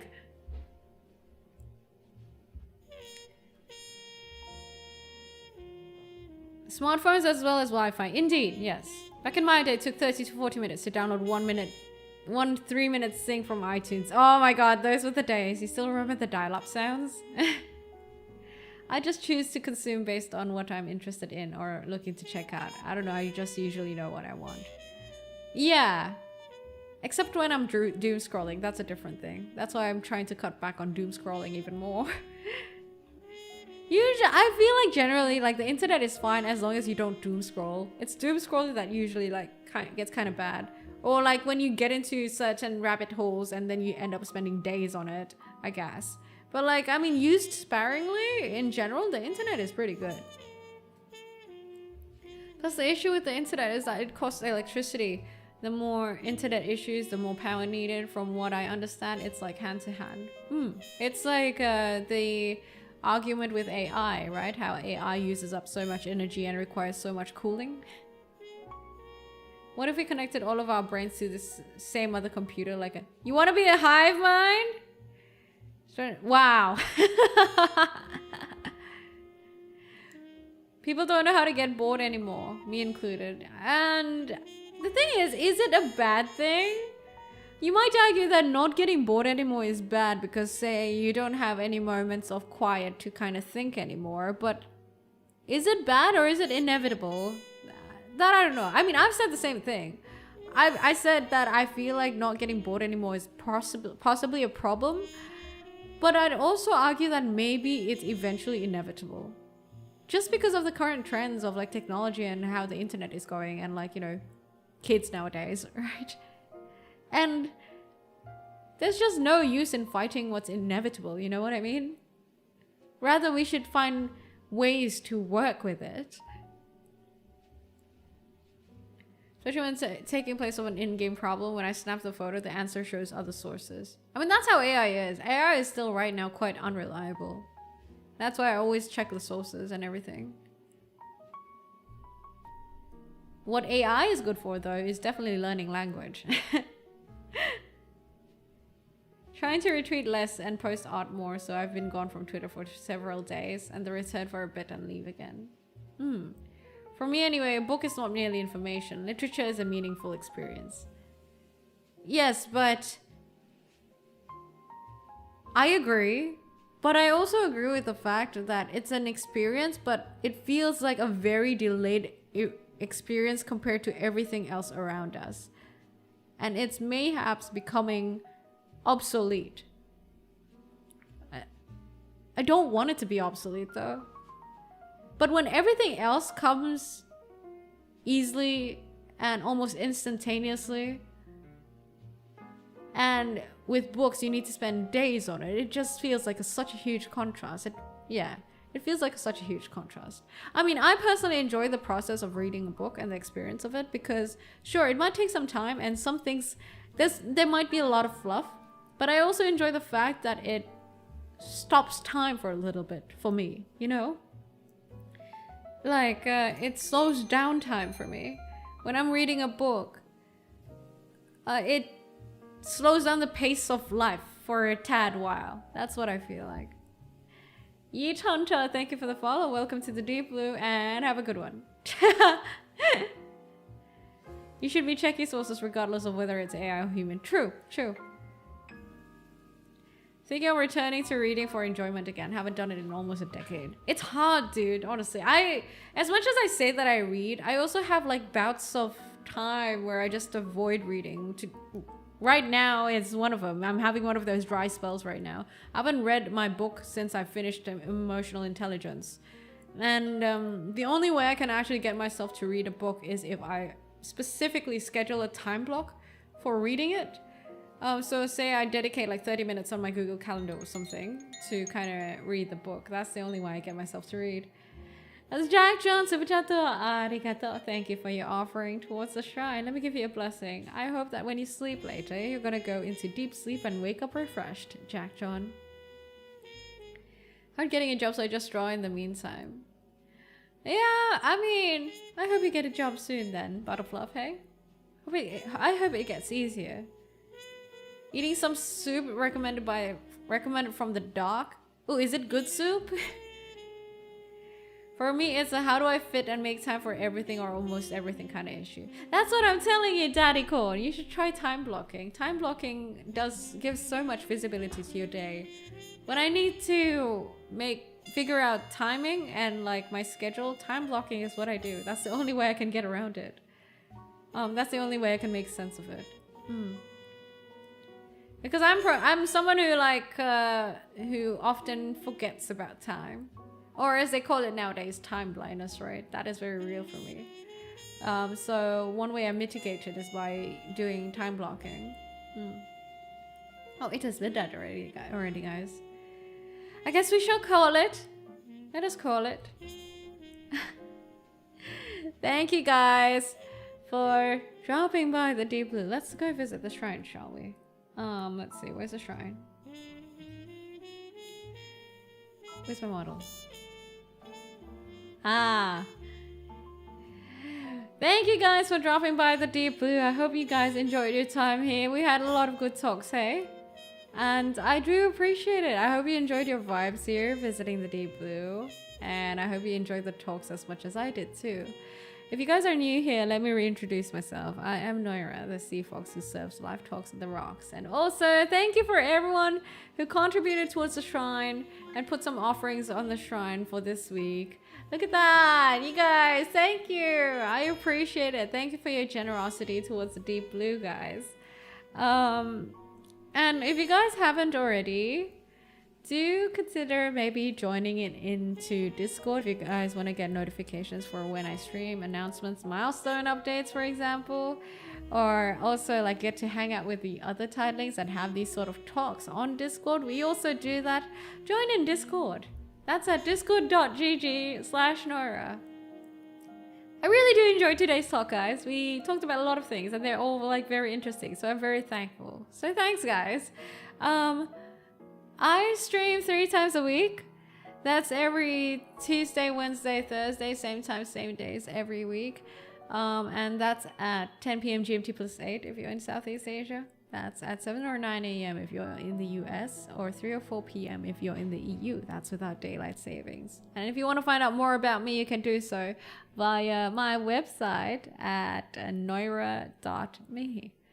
And yeah, I think that's it. Let's see who we shall raid today. Yeah, we're about to end. I'm getting sleepy, guys. One gets me sleepy. So let me see who I shall raid today. Who do we raid? Oh, people are playing Silk Song. Should we raid into Silk Song? No. We've been... Nah, I feel like some of you guys haven't played it, so I don't think I wanna spoil Silk Song. Let me just... Sen is currently building Gundam, so let's raid into Sen.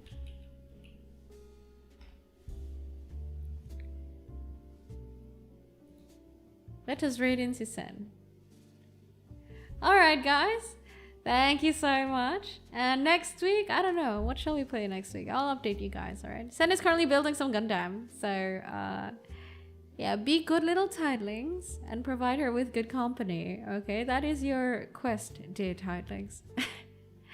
And maybe if I can, I'll do a membership stream playing Hollow Knight this Saturday. But I haven't figured out my times yet, so we'll see. Look forward to it though. That's why you should join Discord, so you get notifications for when I do membership streams. And don't forget to connect your YouTube and Twitch on Discord so you can get notified for membership streams, hey? Alright guys, thank you. Have a good one and sayonara. Bye.